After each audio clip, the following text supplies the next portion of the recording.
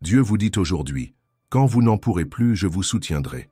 Avez-vous déjà eu l'impression de ne tenir qu'à un fil invisible sur le point de se rompre, tandis que le monde autour de vous semble tourner sans même remarquer votre douleur, comme si personne ne remarquait le poids que vous portez sur vos épaules?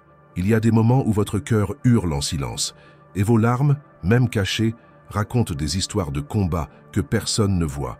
Peut-être qu'aujourd'hui est l'un de ces jours.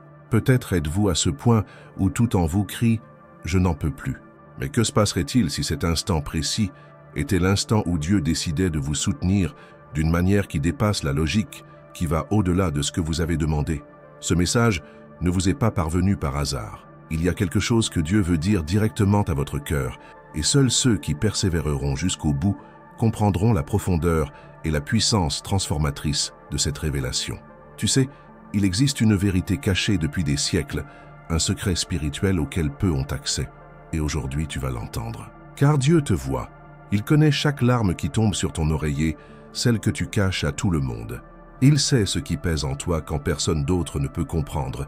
Et c'est précisément quand tu penses avoir atteint tes limites que tu n'as plus aucune force, que tout semble s'écrouler. C'est à ce moment précis qu'il murmure « Mon fils, quand tu n'en pourras plus, je te soutiendrai. » Et son soutien n'est pas seulement réconfort, c'est puissance.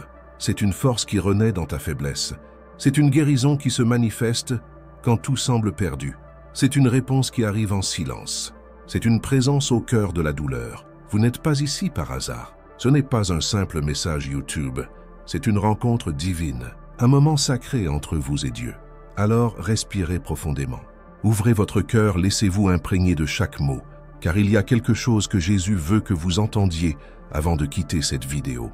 Quelque chose qui pourrait tout changer. C'est peut-être le mot que vous avez demandé, ou peut-être la réponse dont vous ignoriez avoir besoin. Vous êtes sur le point de vivre une expérience qui pourrait marquer votre âme à jamais. Mais avant d'approfondir cette révélation, je dois vous demander quelque chose qui va au-delà d'un simple geste. Affirmez votre foi.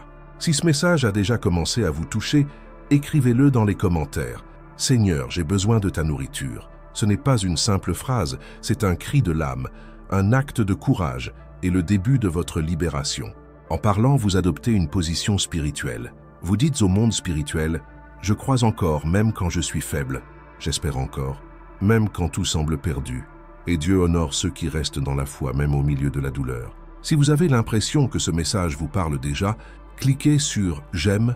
Ce n'est pas juste un « j'aime », c'est un acte d'évangélisation. C'est comme si vous disiez « Cette parole doit toucher d'autres cœurs blessés, d'autres personnes sur le point d'abandonner. » Chaque « j'aime » transmet ce message à quelqu'un d'autre, fatigué, sans force, qui a besoin de savoir que Dieu le soutient toujours. Vous pouvez être le vecteur d'un miracle dans la vie de quelqu'un par un seul acte de foi. Et si vous êtes ici à la recherche de réponses, d'orientation, de réconfort, abonnez-vous à la chaîne. Vous n'êtes pas seul. Nous sommes une communauté de personnes brisées qui ont décidé de ne pas abandonner. Des personnes réelles, avec une vraie douleur qui s'appuie sur la vérité qui nous libère. Jésus, vous trouverez ici plus que des vidéos. Vous trouverez du soulagement, du soutien, des paroles vivantes. Car lorsque vous n'en pouvez plus, Dieu vous soutient. Et il peut commencer dès maintenant à travers ce cheminement. Continuez à regarder. Jésus a révélé quelque chose de très important à propos de cette situation. Et vous devez entendre ceci avant de quitter cette vidéo. Élie n'en pouvait plus. La force qui l'animait autrefois se transforma en peur, frustration et épuisement. L'homme qui avait affronté des rois, défié des prophètes de Baal et vu le feu du ciel consumer l'autel, se retrouva maintenant étendu par terre, sous un buisson solitaire dans le désert. Il n'avait plus de volonté, plus de courage. Il ne voulait plus continuer.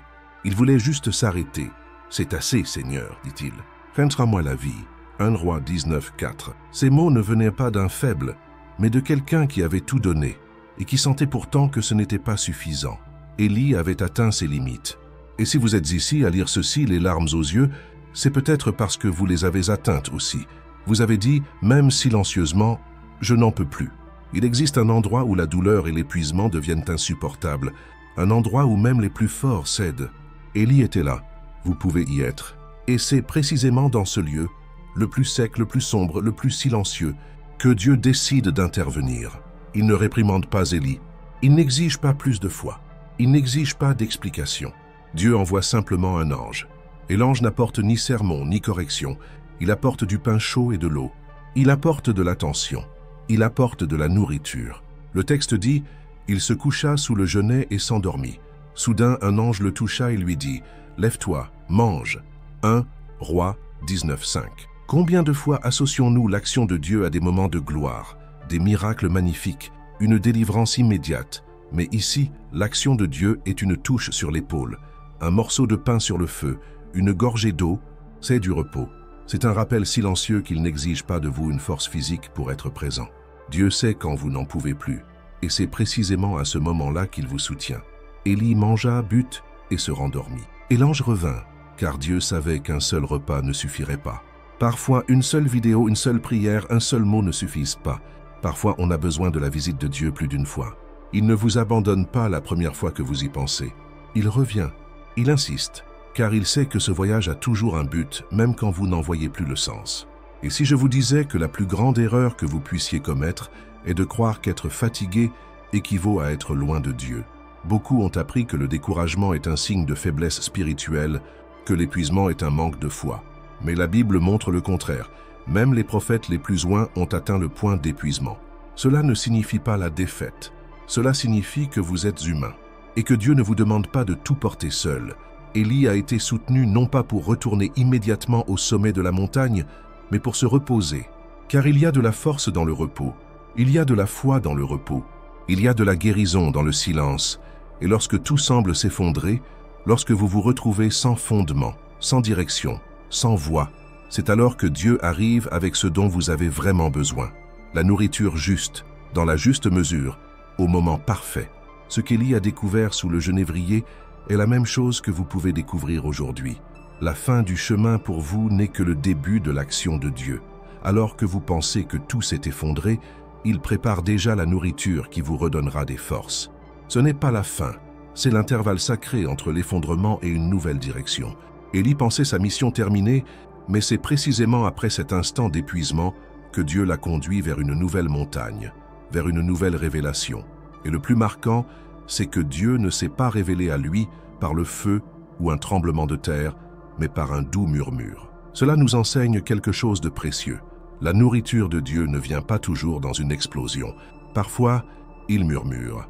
Et si vous y prêtez attention, même au cœur de la douleur, vous l'entendrez. Combien de fois avez-vous essayé d'être fort extérieurement alors qu'intérieurement vous vous effondriez? Combien de nuits avez-vous pleuré en silence, vous demandant si quelqu'un avait remarqué votre douleur? Combien de fois vous êtes-vous senti utilisé, vidé, épuisé? Élie aussi. Et c'est à ce moment-là que Dieu est venu à votre rencontre. Non pas pour exiger davantage, mais pour offrir davantage. Car la subsistance de Dieu ne dépend pas de votre force, mais de son amour. Et cet amour ne faiblit pas, ne tarde pas, ne se lasse pas. Il arrive quand vous êtes à bout, et il arrive avec sa subsistance. Voyez-vous comment Dieu agit à l'encontre de ce que le monde enseigne? Le monde vous dit d'être fort en permanence. Dieu dit, quand vous êtes faible, alors je me manifeste avec puissance. Le monde vous dit de tout gérer, Dieu dit, remettez-le entre mes mains. Le monde vous impose un fardeau qui n'a jamais été le vôtre. Mais Jésus vous regarde droit dans les yeux et vous dit, venez à moi, vous tous qui êtes fatigués et chargés, et je vous donnerai du repos. Il ne s'agit pas d'être fort, mais d'être soutenu. Si ce message vous a profondément touché, écrivez dans les commentaires, Seigneur, même fatigué, j'ai confiance en toi. Ce n'est pas une belle phrase, c'est un véritable cri. C'est la déclaration de quelqu'un qui, même à bout de force, choisit de croire que Dieu continue de soutenir, que Dieu se soucie toujours de nous, qu'il nous donne toujours du pain et de l'eau, même quand tout semble s'être tari. Et ce n'est pas tout. Il y a un détail caché dans cette histoire que presque personne ne remarque. Lorsqu'Élie est nourri une seconde fois, l'ange dit « Lève-toi et mange, car le chemin est trop long pour toi. » 1 Rois 19:7. Dieu voyait déjà ce qu'Élie ne voyait pas encore. Il savait que le voyage à venir exigerait des forces renouvelées, et c'est exactement ce qu'il fait avec vous. Vous pensez être au bout du chemin, mais Dieu dit « Je renouvelle vos forces, car quelque chose de plus grand vous attend. Vous n'avez pas été abandonné. Vous êtes préparés. Il y a un but caché dans cette pause. Il y a un destin dans votre désert, et cette douleur ne sera pas vaine. Alors, fermez les yeux un instant. Respirez profondément. Imaginez du pain chaud posé devant vous. Imaginez de l'eau fraîche effleurant vos lèvres sèches. Imaginez la douce caresse de Dieu sur votre épaule, non pas pour vous pousser, mais pour vous soutenir. Il ne veut pas vous forcer à marcher, il veut marcher avec vous. Il veut que vous sachiez que vous n'êtes pas seul. Que même lorsque tout en vous crie « je n'en peux plus », il répond tendrement « je sais et c'est pourquoi je te soutiendrai ». Et voici quelque chose qui va à l'encontre de tout ce que prêche le système religieux. Ce n'est pas votre force qui impressionne Dieu, mais votre vulnérabilité. Ce n'est pas tant ce que vous pouvez supporter qui compte, mais la mesure dans laquelle vous reconnaissez votre besoin d'être soutenu. Le plus grand abandon est d'admettre que vous n'en pouvez plus et de vous jeter malgré tout dans les bras du Père, car lorsque vous vous abandonnez, il vous renouvelle. Lorsque vous tombez, il vous relève. Lorsque vous vous arrêtez, il vous porte. Et si vous pensez que tout cela ne concernait qu'Élie, vous vous trompez. Il s'agissait de vous depuis le début. L'histoire a été écrite pour vous rappeler que Dieu n'oublie pas ceux qui sont tombés à terre. Il voit. Il vient, il pourvoit. Il restaure et il vous renvoie. Non pas parce que vous êtes fort, mais parce que vous avez été renouvelé par quelque chose que seul le ciel peut offrir. Mais ce n'est pas tout. Ce qui se passe ensuite va remettre en question tout ce que vous croyez au sujet du silence de Dieu. Jésus, sur la croix, a levé les yeux vers le ciel dans ses moments les plus sombres et a prononcé l'une des phrases les plus profondes de l'histoire humaine. « Mon Dieu, pourquoi m'as-tu abandonné » Matthieu 27, 46. Arrêtez-vous un instant. Relisez cette phrase. Elle est sortie des lèvres du Fils de Dieu lui-même, lui qui n'a jamais péché, lui qui a guéri, qui a pardonné, qui a ressuscité les morts, qui a nourri des multitudes, qui a marché sur l'eau. Au plus fort de sa douleur, il a ressenti ce que beaucoup d'entre nous ressentent, la solitude, le silence, l'absence, un profond sentiment d'abandon. Combien de fois avez-vous levé les yeux vers le ciel en vous demandant « Dieu m'a-t-il abandonné? M'écoute-t-il vraiment ?» Ce n'est pas un péché de penser cela. Ce n'est pas de la faiblesse spirituelle de ressentir cela. Jésus l'a ressenti. C'est choquant, n'est-ce pas? Parce qu'on nous a appris qu'avoir la foi signifie être toujours fort, toujours souriant, toujours confiant. Mais personne ne parle des jours où l'on prie et où l'on a l'impression que nos prières ne parviennent jamais jusqu'au plafond. Ces jours où la pièce est sombre, la poitrine serrée, et où l'on se sent invisible, même au ciel. Ces jours-là, la douleur semble crier plus fort que n'importe quelle promesse. Mais voici une vérité qui peut tout changer. Le silence de Dieu n'est jamais une absence. Parfois, il est une préparation. Lorsque Jésus a crié sur la croix, le Père est resté silencieux. Mais 3 jours plus tard, la résurrection est arrivée. Et tout a changé. La question que nous devons nous poser n'est pas « Pourquoi Dieu est-il silencieux ?» mais plutôt « Que fait-il alors que je n'entends pas sa voix ?» Car si le ciel est peut-être silencieux, cela ne signifie pas que Dieu n'agit pas. Il est resté silencieux lorsque Joseph a été jeté en prison. Il est resté silencieux lorsqu'Anne a pleuré année après année sans enfanter. Il est resté silencieux lorsque Lazare est mort. Mais dans toutes ces histoires, le silence a précédé un miracle. Vous vivez peut-être votre Golgotha, ce lieu de douleur extrême, où tout semble terminé, mais la résurrection est déjà préparée. Un 3e jour arrive, et lorsqu'il arrivera, ce qui semblait être la mort deviendra la vie. Ce qui semblait être une fin deviendra un commencement. Ce qui semblait être une absence sera reconnu comme une attention. Le silence de Dieu est souvent le moment le plus sacré du cheminement, car c'est en lui que votre foi s'affine. C'est en lui que vous apprenez à faire confiance, non pas à ce que vous ressentez, mais à ce que vous savez. C'est dans ce silence que votre intimité avec Dieu mûrit. Car lorsque vous n'entendez rien, mais que vous continuez à croire, quelque chose de surnaturel se produit. C'est lorsque vous n'en pouvez plus et que vous persistez, que le ciel se déplace. Et vous serez soutenu d'une manière que vous n'auriez jamais imaginée. On pourrait croire qu'il s'est éloigné, mais en vérité, il est plus proche que jamais. Le Père n'a pas répondu à Jésus sur la croix, mais il a reçu son esprit au ciel. Et il a honoré chaque larme d'une gloire éternelle. Si vous vous sentez plongé dans ce profond silence, écrivez dans les commentaires « Seigneur, même sans t'entendre, j'ai confiance en toi ». Ce n'est pas un simple commentaire, c'est un cri de l'âme, c'est la foi en action, c'est la confiance en l'absence de preuves. Déclarez-le publiquement, comme un acte de foi, comme quelqu'un qui, même sans réponse, refuse de lâcher la main de Dieu. Et si je vous disais qu'il y a quelque chose que presque personne ne comprend à propos de ce moment vécu par Jésus sur la croix?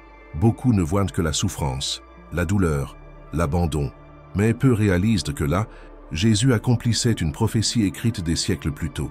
Dans le psaume 22, la phrase qu'il a dite « Mon Dieu, pourquoi m'as-tu abandonné ?» est le verset 1 de ce psaume. Et si vous le lisez jusqu'au bout, vous verrez que ce même psaume se termine par la victoire, la rédemption et la gloire. Cela nous enseigne que même les maux de douleur n'étaient pas aléatoires. Tout était planifié. Et il en va de même pour votre histoire. Votre souffrance n'est pas fortuite. Il y a un but dans chaque larme. Dieu écrit quelque chose. Vous ne comprenez peut-être pas la page d'aujourd'hui, mais en tournant le chapitre, elle prendra tout son sens. Cette douleur que vous ressentez, ce sentiment de solitude, ce vide, cette distance, ne définit pas qui vous êtes, ni où vous finirez. C'est un pont, un processus, un lieu de passage, pas de permanence. Vous n'êtes pas fait pour vivre éternellement dans cette impuissance. Il y a la guérison, il y a une réponse, il y a un nouveau départ. Et lorsque vous pensez ne plus pouvoir le supporter, c'est précisément là que le soutien de Dieu se manifeste. Il ne viendra peut-être pas avec du bruit, du spectacle, du tonnerre, mais il viendra avec du réconfort, une paix qui surpasse toute compréhension, une direction au milieu du chaos. Il ne vous a pas abandonné, il vous soutient en silence. Et si je peux vous dire une chose avec une certitude absolue, l'absence que vous ressentez aujourd'hui sera le témoignage de la présence que vous porterez demain. L'endroit où vous pleurez en silence, aujourd'hui, sera l'autel de la gratitude à l'avenir. Chaque larme a une destination. Rien de ce que vous ressentez ne sera perdu. Le ciel enregistre ce que la bouche ne peut dire, et quand son heure viendra, chaque réponse sera plus que suffisante. Vous n'êtes pas seul. Même si tout dit le contraire, Jésus a traversé le silence de la croix pour que même dans votre silence, vous ne soyez jamais vraiment abandonné. Le silence que vous ressentez aujourd'hui n'est pas un signe de rejet. C'est le signe que quelque chose est en train de se créer. Tel le ventre d'une mère portant son enfant dans le silence de son corps. Ainsi, l'œuvre de Dieu en vous est-elle invisible, mais réelle, silencieuse mais puissante, lentement mais profonde. Vous pensez peut-être être ignoré, mais vous êtes préparé. Vous pensez peut-être avoir été oublié, mais vous êtes en train d'être peaufiné. Et lorsque ce temps sera passé, vous comprendrez que le silence parle aussi, et parfois il en dit plus long que 1000 mots. Respirez profondément. Laissez-vous imprégner de ce message.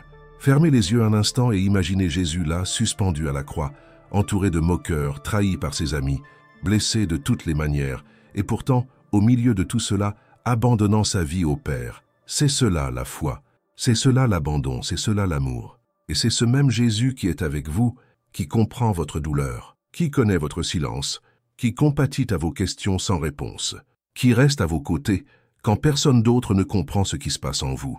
Si vous ressentez cette présence, partagez-la avec quelqu'un qui se sent seul. Cette parole peut être le souffle de vie dont ont besoin ceux qui sont au bord de l'abandon. Puisse ce message trouver les cœurs brisés et leur rappeler que le ciel n'a abandonné personne. Et voici le plus impressionnant de cette histoire. Jésus, ressentant le silence, n'a pas abandonné. Et parce qu'il n'a pas abandonné, aujourd'hui tu peux vaincre, tu peux endurer, tu peux continuer, même sans tout comprendre. Parce qu'il a ouvert une voie là où il n'y en avait pas. Tu respires, tu es là, tu cherches. C'est déjà la preuve que Dieu ne t'a pas abandonné. Au contraire, il t'a soutenu jusqu'ici et il te soutiendra jusqu'à la fin. Mais attends, ce qui va se passer ensuite va remettre en question tout ce que tu crois sur le pouvoir d'un simple contact. Elle n'avait plus aucun espoir. 12 ans de saignement, jour après jour. 12 ans de douleur constante, de honte publique, de regards critiques, d'isolement social, de prières apparemment sans réponse. Combien de médecins a-t-elle consulté? Combien de traitements a-t-elle essayé? La Bible dit qu'elle a tout dépensé. Tout. Ses économies, son énergie, sa santé émotionnelle. Et en retour, aucune amélioration. Au contraire, la situation n'a fait qu'empirer. Imaginez le désespoir de vivre chaque jour avec un corps faible, une âme épuisée et un cœur brisé par la frustration de se battre sans jamais gagner. C'était comme courir après le vent, comme essayer de s'accrocher à la vie qui vous file entre les doigts. Elle n'était pas seulement malade, elle était épuisée physiquement et émotionnellement. Un épuisement que seuls ceux qui ont enduré des douleurs chroniques connaissent. Le genre d'épuisement qui dépasse le corps, qui touche à l'identité. On ne l'appelait plus par son nom, on la connaissait par son état, la femme atteinte d'hémorragie. Avez-vous déjà ressenti cela? Comme si votre douleur était devenue votre identité. Comme si plus personne ne voyait qui vous êtes vraiment. Seulement vos problèmes, vos difficultés et votre souffrance. Vous essayez de le cacher, de sourire aux autres, mais intérieurement, il y a un vide. L'impression constante de mener une guerre que personne ne voit, et pire encore, une guerre qui semble sans fin. Vous croyez, vous priez, vous cherchez, mais la réponse ne vient pas. Les années passent et vous commencez à vous demander « Est-ce que cela changera un jour ?» Cette femme pensait la même chose. elle aurait pu abandonner. Mais un seul jour, elle entendit parler de Jésus, et en elle, une étincelle finale naquit, un fil de foi. Elle ne voulait pas faire d'histoire, elle ne voulait pas être remarquée, elle voulait juste toucher. Un contact, un simple contact. Elle y alla effrayée, elle avait honte. Elle savait que, selon la loi, elle ne pouvait être là, elle ne pouvait toucher personne. Mais la douleur était plus forte que la honte, le besoin parlait plus fort que le jugement. Alors elle s'approcha par derrière, silencieusement, et toucha le bord du manteau de Jésus. Et à cet instant précis, tout s'arrêta. Le temps se figea, le ciel réagit, le sang cessa de couler. La douleur cessa, son âme s'écria sans un mot, « Je n'en peux plus ». Et Jésus répondit sans rien dire, « Je te soutiens ». Mais il y a un détail que peu de gens remarquent dans cette histoire. Jésus était entouré d'une foule. On le bousculait de toutes parts. Il était en plein chaos, mais il s'arrêta. Il demanda « Qui m'a touché ?» Et les disciples, confus, dirent « Maître, la foule te presse de toutes parts. Comment ça, qui t'a touché ?» Mais Jésus savait, ce contact était différent. Ce contact venait de quelqu'un au bout du rouleau. Il venait de quelqu'un qui luttait depuis des années. Il venait de quelqu'un qui n'avait plus aucune force. Il venait de quelqu'un qui croyait qu'un simple contact pouvait tout changer. Et c'est ce qui s'est passé. Jésus la regarda et dit « Ma fille, ta foi t'a sauvée. Va en paix et sois délivrée de ton affliction. » Marc 5, 34. Il l'appelait sa fille ni malade, ni impure, pas de problème. Il lui rendit sa dignité avant même de déclarer sa guérison. Car ce dont elle avait besoin, ce n'était pas seulement d'arrêter son hémorragie, c'était d'être vue, d'être accueillie, d'être reconnue, d'être tenue dans un endroit où personne d'autre ne la verrait. Si cette histoire vous a parlé, écrivez dans les commentaires. Je crois au toucher qui guérit, que ce soit plus qu'un simple commentaire, une déclaration de foi, un cri de l'âme, un abandon silencieux, comme celui de cette femme. Vous aussi, vous pouvez toucher Jésus, même fatigué, même si vous saignez intérieurement, même impuissant. Un simple contact peut être le début de votre guérison. Si ce mot vous touche, cliquez sur « J'aime ». Votre « J'aime » peut être l'instrument de Dieu pour atteindre ceux qui sont à bout de force, ceux qui, comme vous, ont l'impression d'en avoir assez. Et si vous connaissez quelqu'un qui lutte depuis longtemps, sans réponse ni force, partagez cette vidéo avec lui. Cette histoire pourrait être l'espoir qu'il ne trouve nulle part ailleurs. Soyez une source de soutien dans la vie de quelqu'un. Ce que cette femme a vécu n'était pas seulement un miracle physique, c'était une révolution spirituelle.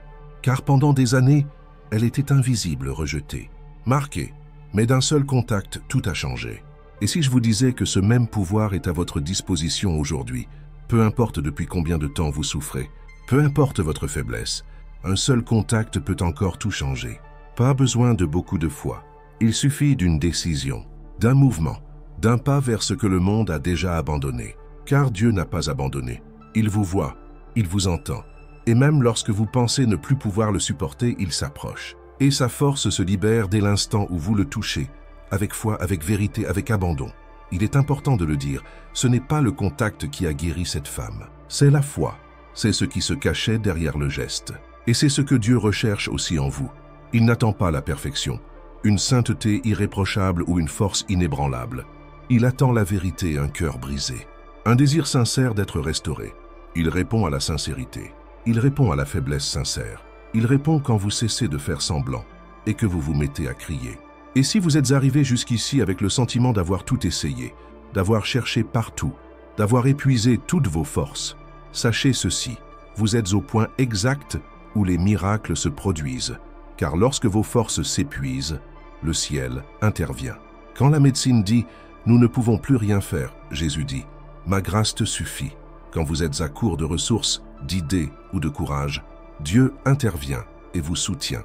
Un soutien qui restaure, un soutien qui guérit, un soutien qui vous permet de vous relever et d'avancer en paix. Cette femme est partie différemment, non seulement parce que l'hémorragie s'est arrêtée, mais parce qu'elle a entendu la voix du Maître appeler sa fille. Et voici qu'un défi vous attend. Croyez-vous vraiment que Dieu guérit encore? Ou êtes-vous habitué à la douleur? Votre foi s'attend-elle encore à quelque chose de surnaturel? Ou avez-vous été conditionné à survivre dans la douleur sans jamais espérer la guérison? Le plus grand obstacle n'est peut-être pas au ciel, mais dans votre cœur. Il est temps de raviver votre foi. Il est temps d'essayer à nouveau. Il est temps de toucher, même si intérieurement vous vous dites « je n'en peux plus », car c'est dans ce toucher fatigué, désespéré, réel, que le miracle se produit. Mais ce n'est pas tout. Il y a un secret caché dans l'histoire suivante que presque personne ne remarque, et lorsqu'il est révélé, il pourrait tout changer en vous. Elle était agitée, courant d'un endroit à l'autre, essayant de tout gérer à la fois. Les yeux rivés sur le feu, les mains s'agitant dans la vaisselle, l'oreille tendue pour capter les conversations en arrière-plan. Son cœur, cependant, était loin de Jésus, pourtant si proche. Marthe était envahie par l'anxiété. C'était l'anxiété de quelqu'un qui veut tout faire bien, de quelqu'un qui ressent le besoin de contrôler son environnement pour éviter de s'effondrer intérieurement, et qui n'a jamais ressenti cela. Il y a des moments dans la vie où même les visites les plus spéciales sont étouffées par le poids des soucis. Marthe avait Jésus chez elle, mais elle ne ressentait aucune paix intérieure, car la présence physique du Maître ne signifie pas automatiquement le repos. Il est nécessaire de reconnaître, de s'arrêter et d'écouter. Mais comment écouter quand notre esprit est en ébullition? Comment trouver le repos quand notre cœur est tourmenté? L'anxiété dévorante nous envahit. Souvent, elle se déguise en zèle, en sens des responsabilités. On a l'impression d'être simplement productif, engagé, responsable, mais au fond, notre cœur crie à l'aide. Marthe n'était pas rebelle, elle voulait bien servir. Mais son contrôle excessif révélait une âme lasse et accablée. Jésus l'a remarqué, c'est pourquoi il a répondu si directement. « Marthe, Marthe, tu t'inquiètes et tu t'agites pour beaucoup de choses. Mais une seule chose est nécessaire. Marie a choisi la meilleure chose, et elle ne lui sera pas enlevée. » Luc 41:42. Note, Jésus n'a pas dit que les tâches étaient mauvaises, mais plutôt qu'elles occupaient une place qu'elles ne devraient pas occuper. Quand l'action remplace l'être, quelque chose se brise, et quand l'agitation étouffe le silence, la voix de Dieu devient presque inaudible. Avez-vous déjà réfléchi à la fréquence à laquelle votre esprit est envahi par tout, sauf la voix de Jésus? L'esprit agité tente de prédire l'avenir, de résoudre le présent et de corriger le passé. Tout cela en même temps. Ce n'est pas humain, c'est un fardeau que personne ne devrait porter. Et pourtant, nombreux sont ceux qui persistent à vivre dans cette prison. Marthe est le portrait de l'âme moderne, fatiguée, agitée, cherchant à impressionner Dieu par ses œuvres, alors qu'il désire la communion. Tandis que Marie était aux pieds du Maître, Marthe était prisonnière de sa propre peur. Et n'est-ce pas ainsi que vivent tant de gens aujourd'hui? Il y a des gens qui servent dans l'Église, qui prient, qui chantent, qui dirigent, mais qui intérieurement sont comme Marthe. Leur âme hurle, leur cœur est lourd, leurs pensées sont en ébullition. Et le plus douloureux, c'est que souvent, ces gens se reprochent d'être ainsi. Ils pensent manquer de foi, qu'ils ont tort, qu'ils déçoivent Dieu. Mais et si l'anxiété n'était pas le signe d'un manque de foi, mais plutôt celui d'une âme qui a besoin d'apprendre à se reposer? Et si la véritable erreur n'était pas de se sentir dépassé, mais plutôt de continuer à essayer de tout maintenir seul? Jésus n'a pas reproché à Marthe sa fatigue. Il l'a rappelée. Il l'a invitée à l'endroit où se trouvait Marie à ses pieds, l'endroit où l'âme trouve la paix, où la peur est apaisée, où le chaos intérieur s'apaise. C'est en ce lieu que nous sommes soutenus, non par la force de nos mains, mais par la présence de notre Seigneur. Combien de fois avez-vous été au cœur de la tourmente et pourtant Dieu vous a soutenu? Combien de fois avez-vous pensé que vous n'en pouviez plus et pourtant quelque chose vous a maintenu debout? Ce quelque chose a un nom, c'est Jésus. L'anxiété est une guerre invisible et personne ne la gagne à la force de ses bras. C'est en se rendant que vient la victoire. C'est au moment où l'on décide de s'arrêter et d'écouter que sa voix devient plus forte que les voix du doute. Martha avait besoin de guérison, pas de plus de tâches.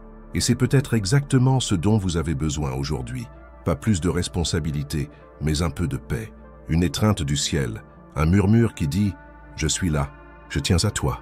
Tu n'es pas obligé de tout faire. Tu dois juste me faire confiance. » Vous imaginez-vous là-bas, à genoux aux pieds de Jésus? Les larmes coulent à flot. Votre respiration s'accélère tandis que vous essayez de vous calmer. Et lui, vous regardant dans les yeux et vous disant « Tu es en sécurité ici ». C'est l'image que le Saint-Esprit veut graver dans votre cœur. Un lieu où vous êtes accepté, même lorsque vous êtes bouleversé. Où vous êtes accueilli, même lorsque vous êtes brisé. Où vous êtes aimé, même lorsque vous n'avez plus la force de lutter. L'anxiété est cruelle car elle nous fait croire que nous sommes seuls, alors que Dieu est si proche. Mais aujourd'hui, l'Esprit du Seigneur vous appelle à faire un choix. Ne choisissez pas le bruit. Choisissez le silence. Ne choisissez pas le contrôle. Choisissez l'abandon. Ne choisissez pas l'action. Choisissez l'être. C'est le bon côté des choses. Et il ne vous sera jamais enlevé. La voix du Maître résonne encore. Venez à moi, vous tous qui êtes fatigués et chargés, et je vous donnerai du repos. Matthieu 11, 28. Il ne vous demande pas de faire un pas de plus, il vous appelle à vous arrêter, à vous reposer, à faire confiance. Car même lorsque vous sentez que vous n'en pouvez plus, il vous soutient toujours. Si cette parole a touché votre cœur, commentez. Jésus apaise mon esprit. C'est votre prière sous forme de déclaration, votre soumission publique, votre décision de choisir la bonne part. Mais attendez, ce qui se passe dans l'histoire suivante pourrait remettre en question tout ce que vous croyez sur la force, la faiblesse et le but. Et peut-être, en comprenant, réaliserez-vous enfin que la faiblesse qui vous limite est le point précis où la puissance de Dieu veut se manifester.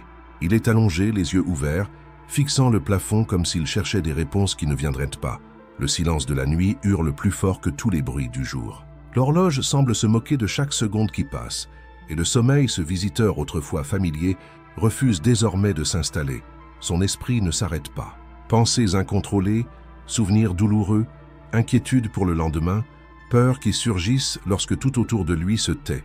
Il y a des gens dont le corps dort, mais dont l'âme reste en guerre. Et vous connaissez peut-être bien ce sentiment, de s'allonger, fatigué, mais incapable de se reposer. De fermer les yeux et de voir encore tout ce que vous essayez d'oublier. C'est une douleur silencieuse, souvent ignorée par les autres. Après tout, de l'extérieur, personne ne voit le chaos intérieur. Mais Dieu si. Et il connaît le combat quotidien de ceux qui tentent de garder la foi, malgré l'agitation. C'est pourquoi David a écrit dans le psaume 4:8 « Je me coucherai et je dormirai en paix, car toi seul, Seigneur, tu me donnes la sécurité. » Notez qu'il ne dit pas qu'il se couche parce que tout va bien autour de lui. Il dit qu'il se couche parce qu'il a confiance. Il existe un choix de se reposer, même lorsque tout nous appelle à la vigilance. Il y a un profond abandon à dire « Seigneur, même avec mon esprit troublé, je remets tout entre tes mains. » David savait ce que c'était que de vivre sous pression, persécuté, menacé, entouré d'ennemis. Mais il savait aussi ce que c'était que de se reposer en Dieu. Le véritable repos ne vient pas de l'absence de problèmes, mais de la certitude d'être en sécurité dans les promesses du Seigneur. Et c'est peut-être là votre plus grand combat, le repos, car le sommeil semble impossible quand votre âme est blessée et que votre cœur palpite de douleur. Quand vous vivez à fleur de peau, le simple fait de fermer les yeux et de faire confiance devient une guerre spirituelle. Combien de fois vous êtes-vous couché en espérant que le sommeil apaiserait votre angoisse?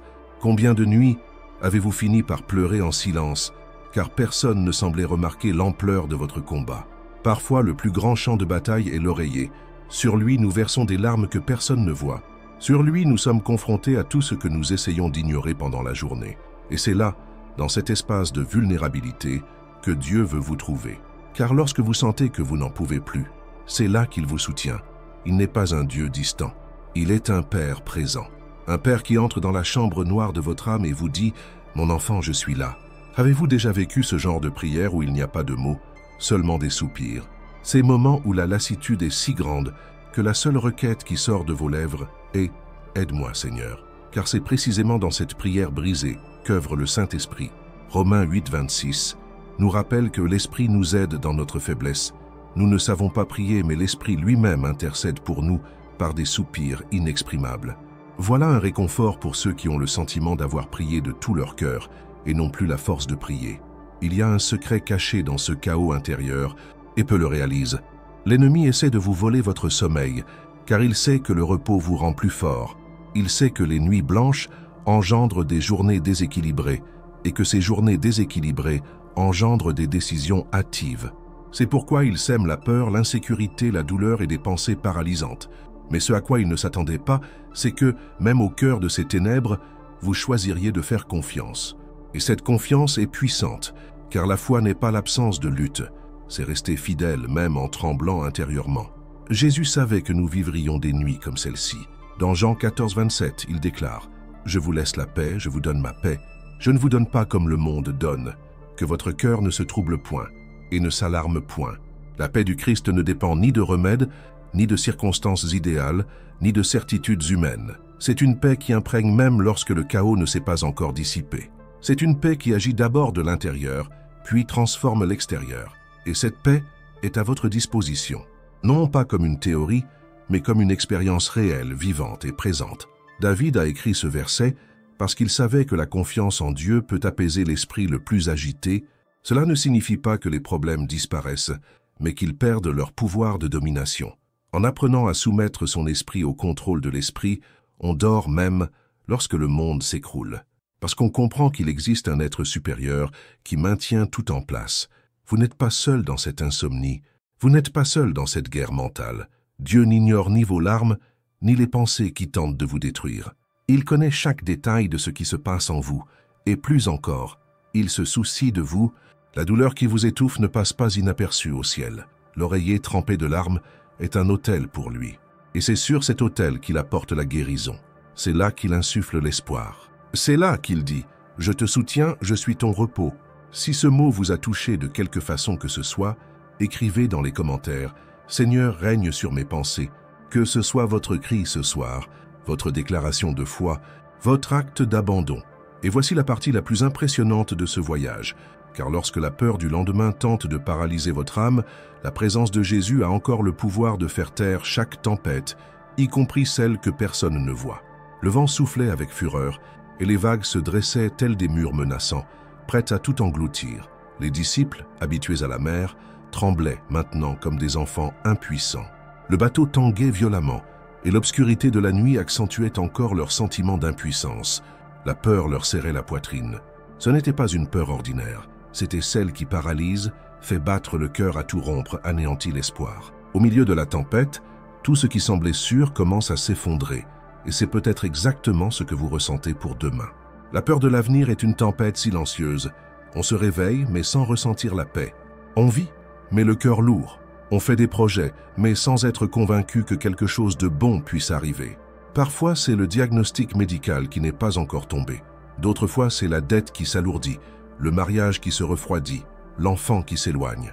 Demain, pour beaucoup, est une source constante d'anxiété. Et le pire, c'est que plus on essaie de contrôler l'avenir, plus on prend conscience de notre fragilité. Cette nuit-là, sur la mer de Galilée, les disciples n'étaient pas seuls. Jésus était dans la barque, mais il dormait. Il dormait au milieu du chaos. Et cela défie notre logique, car lorsque tout devient incontrôlable, nous voulons un Dieu qui se lève d'urgence, qui nous réponde promptement. Mais Jésus dormait, non par mépris, mais parce qu'il savait qu'aucune tempête n'est plus grande que sa puissance. Marc 4,39 dit « Alors il se leva, menaça le vent et dit à la mer « Silence, tais-toi ».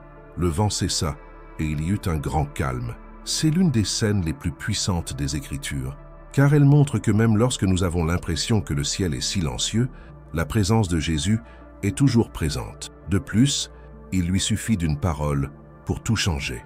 Notez que les disciples réveillèrent Jésus par un cri désespéré. « Maître, cela ne te fait rien si nous périssons. » Cette question révèle ce que tant de cœurs murmurent encore dans leurs jours d'angoisse. « Seigneur, ne vois-tu pas?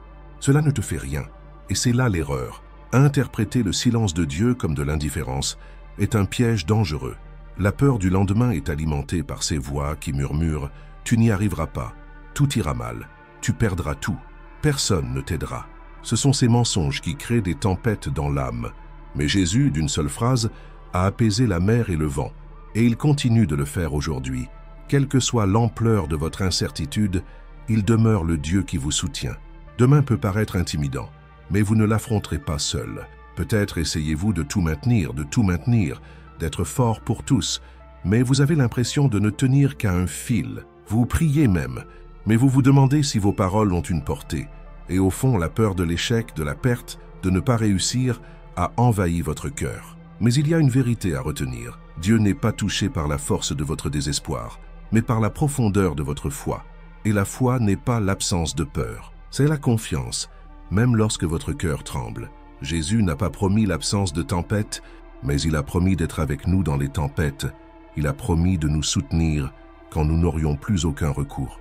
Il a promis la paix au milieu du chaos. Jean 16, 33 dit « Dans ce monde, vous aurez des tribulations, mais prenez courage, j'ai vaincu le monde. » Autrement dit, il a déjà vaincu ce qui vous effraie aujourd'hui. Demain est devant vous, certes, mais il est aussi devant lui. Et il est à quelques pas, préparant le chemin, même quand vous ne le voyez pas. Il y a quelque chose dans cette histoire que peu de gens réalisent. Le miracle ne se résumait pas seulement à l'arrêt de la tempête, mais aussi à la confrontation avec le cœur troublé des disciples. Après le miracle, Jésus leur demande « Pourquoi avez-vous si peur ?» N'avez-vous pas la foi? Ce n'était pas une réprimande en l'air, c'était une invitation. Une invitation à cesser de regarder le visible et à faire confiance à celui qui œuvre invisiblement derrière tout cela. Et peut-être que cette même question vous est posée en ce moment même. La peur qui vous paralyse pourrait-elle être un manque de foi? Ou votre foi pourrait-elle être blessée par des frustrations que vous ne savez pas gérer? Beaucoup pensent que s'ils avaient plus de foi, ils n'éprouveraient pas de peur. Mais la vérité est que la foi n'élimine pas les émotions humaines. Elle nous apprend seulement à ne pas nous laisser dominer par elles.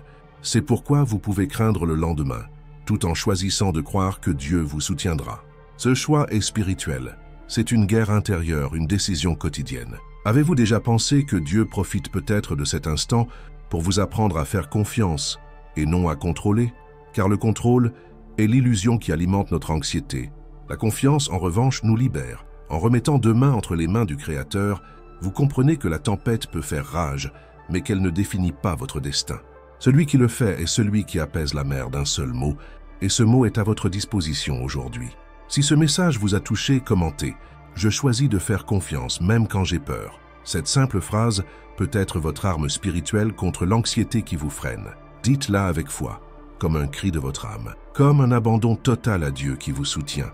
Mais attendez, ce qui va se passer ensuite va remettre en question toutes vos croyances, car la faiblesse que vous ressentez pourrait bien être le scénario même où Dieu décide de révéler sa force. Paul avait déjà vu le ciel, littéralement. Il avait vécu des révélations si profondes et surnaturelles qu'elles auraient suffi à donner à n'importe qui le sentiment d'être invincible, mais c'est précisément après ces expériences extraordinaires qu'il fut frappé par quelque chose qui le laissa profondément bouleversé. La Bible décrit cet épisode en quelques mots, mais avec intensité. Une écharde dans la chair, quelque chose qui le blessait, qui le limitait, qui lui rappelait chaque jour que, aussi utilisé par Dieu qu'il fût, il restait humain, il ressentait encore la douleur, il était encore fragile. Cette épine n'était pas seulement physique, c'était une douleur émotionnelle, peut-être une humiliation, une honte, une limitation publique, un sentiment constant d'incompétence. Et il pria pas une ni deux, mais 3 fois. 3 cris sincères et désespérés demandant « Seigneur, éloigne-moi de cela ». Et la réponse de Dieu ne fut pas un miracle immédiat. C'était une déclaration qui résonne encore aujourd'hui dans les âmes fatiguées et fragiles. « Ma grâce te suffit, car ma puissance s'accomplit dans la faiblesse ». 2 Corinthiens 12, 9. Combien de fois vous sentez-vous ainsi? Faible, incapable, sans la force d'affronter une nouvelle journée. Vous vous réveillez déjà accablé parce que vous n'avez pas pu accomplir la veille. Vous vous endormez en vous sentant incompétent. Et au milieu de tout cela, vous continuez à vous culpabiliser, à vous comparer, à essayer de maintenir l'illusion que tout va bien. Mais intérieurement, vous avez le sentiment d'avoir trahi tout le monde, y compris Dieu. Et si vous vous reconnaissez dans ce sentiment, sachez que vous n'êtes pas seul. Car l'apôtre Paul lui-même, avec toute sa foi et son autorité spirituelle, a traversé cette période très sombre de son âme. La vérité dont peu de gens parlent, c'est qu'il y a des moments où nous nous sentons inutiles, même en servant. Nous prions, nous jeûnons, et pourtant, nous nous trouvons aux prises avec un sentiment d'incompétence. Cela peut paraître contradictoire, mais c'est là que Dieu révèle l'un des secrets les plus profonds de l'Évangile. Il ne s'agit pas de savoir ce que l'on peut supporter, mais de savoir à quel point on dépend de lui. La force promise par Dieu n'est pas celle que le monde valorise. C'est une force née de l'abandon. C'est lorsque vous dites « Je n'en peux plus » qu'il murmure « Alors, laisse-moi te soutenir ». Cette promesse s'adresse à ceux qui se sentent trop petits, à ceux qui en eux-mêmes ne voient que défauts, limites et faiblesses. Elle s'adresse à ceux qui, comme Paul, implorent le soulagement, mais reçoivent quelque chose de plus grand encore, la grâce. Avez-vous déjà pensé que la réponse que vous attendez de Dieu ne se présente peut-être pas sous la forme d'une solution immédiate, mais plutôt d'une présence constante, et que cette présence vaut plus que toute délivrance? Car c'est cette grâce qui soutient, ce n'est pas l'absence de douleur, c'est la présence du réconfort au cœur de la souffrance. Et si vous croyez encore que Dieu n'utilise que l'effort, replongez-vous dans l'histoire. Il a choisi Moïse qui se disait « lent à la langue ». Il a suscité Gédéon qui se considérait comme le moindre de sa maison. Il a oint David, le plus improbable de ses frères. Il a appelé Marie, une jeune femme ordinaire, à porter le Sauveur du monde. Et il a appelé Paul, qui portait une épine, à écrire les lettres les plus puissantes du Nouveau Testament. La force humaine n'a jamais été la norme de Dieu. Elle a toujours été l'abandon. Il est difficile d'admettre sa faiblesse, Nous vivons dans une génération qui valorise la performance, l'apparence et le succès visible, mais Dieu ne s'en laisse pas impressionner. Il regarde au cœur, et c'est peut-être précisément votre faiblesse qui lui a préparé le terrain idéal pour révéler sa gloire. Car c'est lorsque vous ne pouvez plus compter sur vos propres forces que sa force se manifeste avec la plus grande intensité. Ce que le monde perçoit comme faiblesse, Dieu le perçoit comme ouverture. Si ce mot a touché votre âme, écrivez dans les commentaires « Ma faiblesse est l'autel de la force de Dieu », que ce soit plus qu'une simple phrase, que ce soit un véritable abandon. Un abandon, la reconnaissance de votre besoin de lui. Et si ce message vous a parlé, laissez votre like et partagez-le avec quelqu'un qui a besoin de savoir que la faiblesse n'est pas la fin, c'est le début de la subsistance de Dieu. Mais ce n'est pas tout. Quelque chose d'encore plus puissant est sur le point d'être révélé, car il y a des moments où le rejet que l'on ressent ne vient pas d'inconnus, mais de nos proches. Et c'est précisément là que l'amour de Jésus se manifeste avec le plus de compassion. Il a grandi dans ce lieu, les gens le voyaient enfant, courant dans les rues de Nazareth. Il connaissait son père, sa mère, son histoire.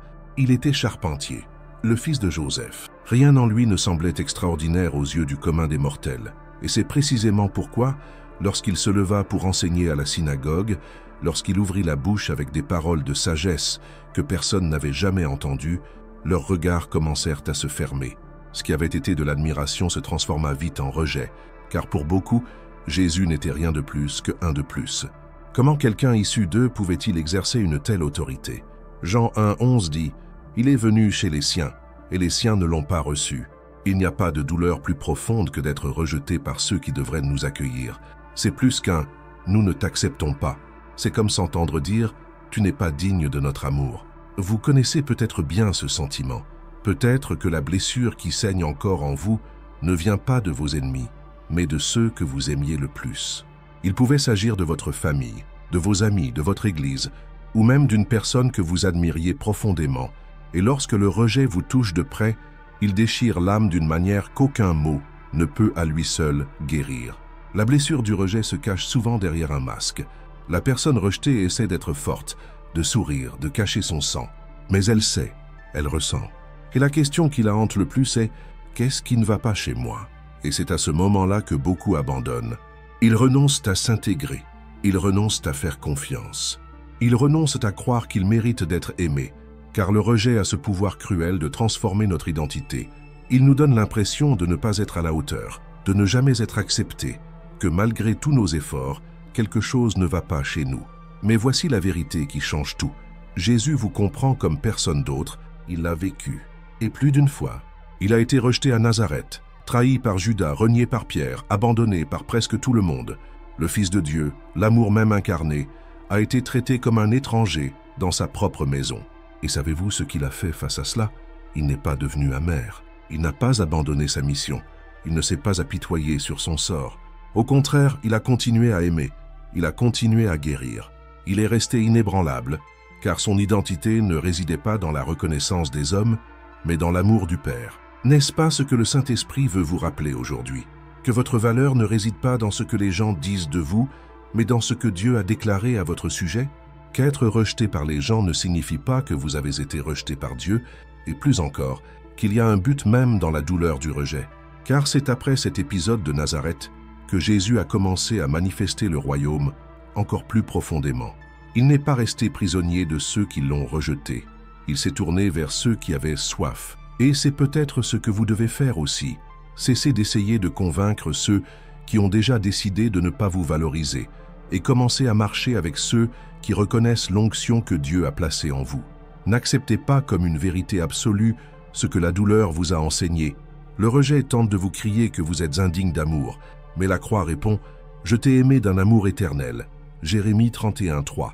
Vous n'avez pas été créé pour vivre en mendiant votre acceptation. Vous avez été créé pour marcher avec autorité, comme un enfant bien-aimé. Et si personne ne vous comprend, rappelez-vous, Jésus comprend. Parce qu'il l'a vécu et il vous dit « Je te reçois, je t'accepte, je connais ton cœur ». Peu importe qui vous a tourné le dos. Ce qui compte, c'est que tout le ciel s'ouvre lorsque vous pliez le genou. Ce qui compte, c'est que le roi des rois vous appelle son enfant. Si cette parole vous a touché, dites avec foi « Jésus me comprend ». Que cette phrase soit votre réponse au rejet, qu'elle soit votre déclaration de confiance même lorsque personne ne vous apprécie. Mais ce n'est pas tout. Et si je vous disais qu'il y a des moments où la confusion mentale devient si dense que même le silence de Dieu n'apporte plus la paix? Que se passe-t-il lorsque notre esprit devient notre pire ennemi? Il vivait parmi les tombeaux. Personne ne pouvait l'attacher, pas même avec des chaînes. Les habitants l'avaient déjà abandonné. Il n'était pas seulement craint. On le considérait comme un cas perdu jour et nuit. Il errait entre les collines et les tombeaux, hurlant, se tailladant à coups de pierre, complètement perdu. Il y avait plus que de la douleur chez cet homme, il y avait du tourment. Une guerre intérieure, une voix intérieure, une obscurité qui semblait sans fin. Il n'était pas seulement possédé, il était brisé intérieurement. Et combien de personnes ressentent cela aujourd'hui, dominées par des pensées incontrôlables, emprisonnées par des voix que personne d'autre n'entend, tentant de garder la raison alors que tout autour d'eux semble s'écrouler. La Bible raconte cette histoire dans Marc 5. Lorsque Jésus débarque dans la région des Géraséniens, il est immédiatement confronté à cet homme. Mais au lieu de la peur, Jésus voit quelque chose que personne d'autre n'a vu, un cœur captif, implorant la liberté.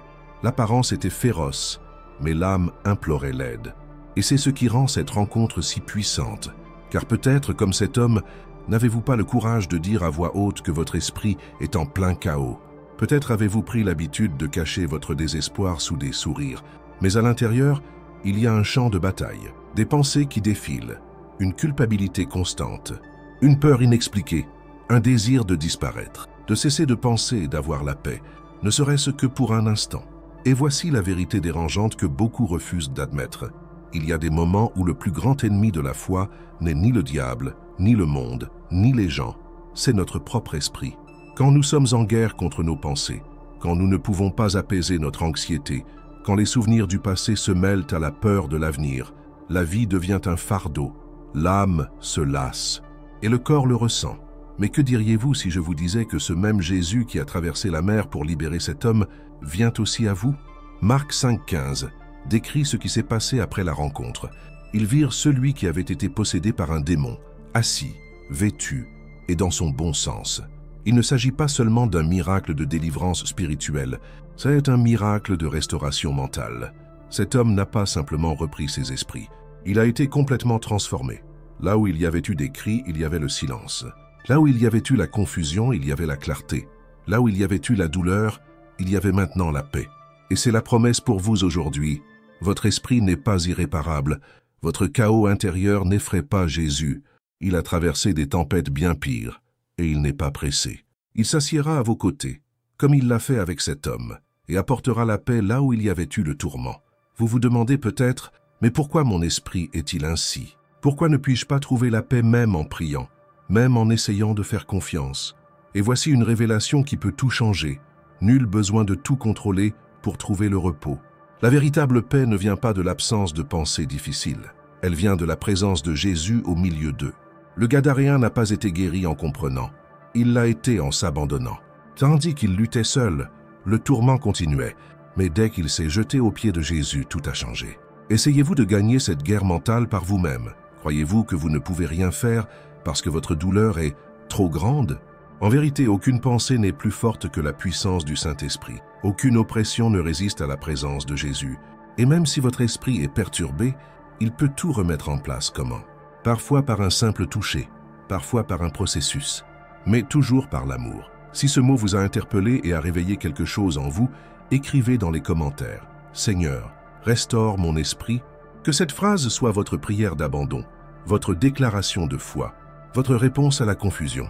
Mais attendez, il y a quelque chose d'encore plus profond à dire. Que se passe-t-il lorsque tout semble dénué de sens, même lorsque Dieu se tait? Le vide pourrait-il aussi faire partie du plan? La réponse pourrait vous surprendre. C'était l'homme le plus sage de sa génération. Il possédait tout ce que beaucoup désiraient, richesse, pouvoir, célébrité, et un esprit brillant qui comprenait les mystères de la vie comme peu d'autres. Mais malgré tout cela, Salomon arriva à une conclusion déconcertante. Vanité des vanités, tout est vanité. Comment quelqu'un d'aussi privilégié, d'aussi béni en apparence, pouvait-il se sentir aussi vide? En vérité, il y a des moments où absolument rien ne semble avoir de sens. Les réussites perdent de leur éclat, la routine devient pesante et le cœur crie en silence « Pourquoi suis-je ici ?» Quel est le but de tout cela? Peut-être êtes-vous exactement à ce stade.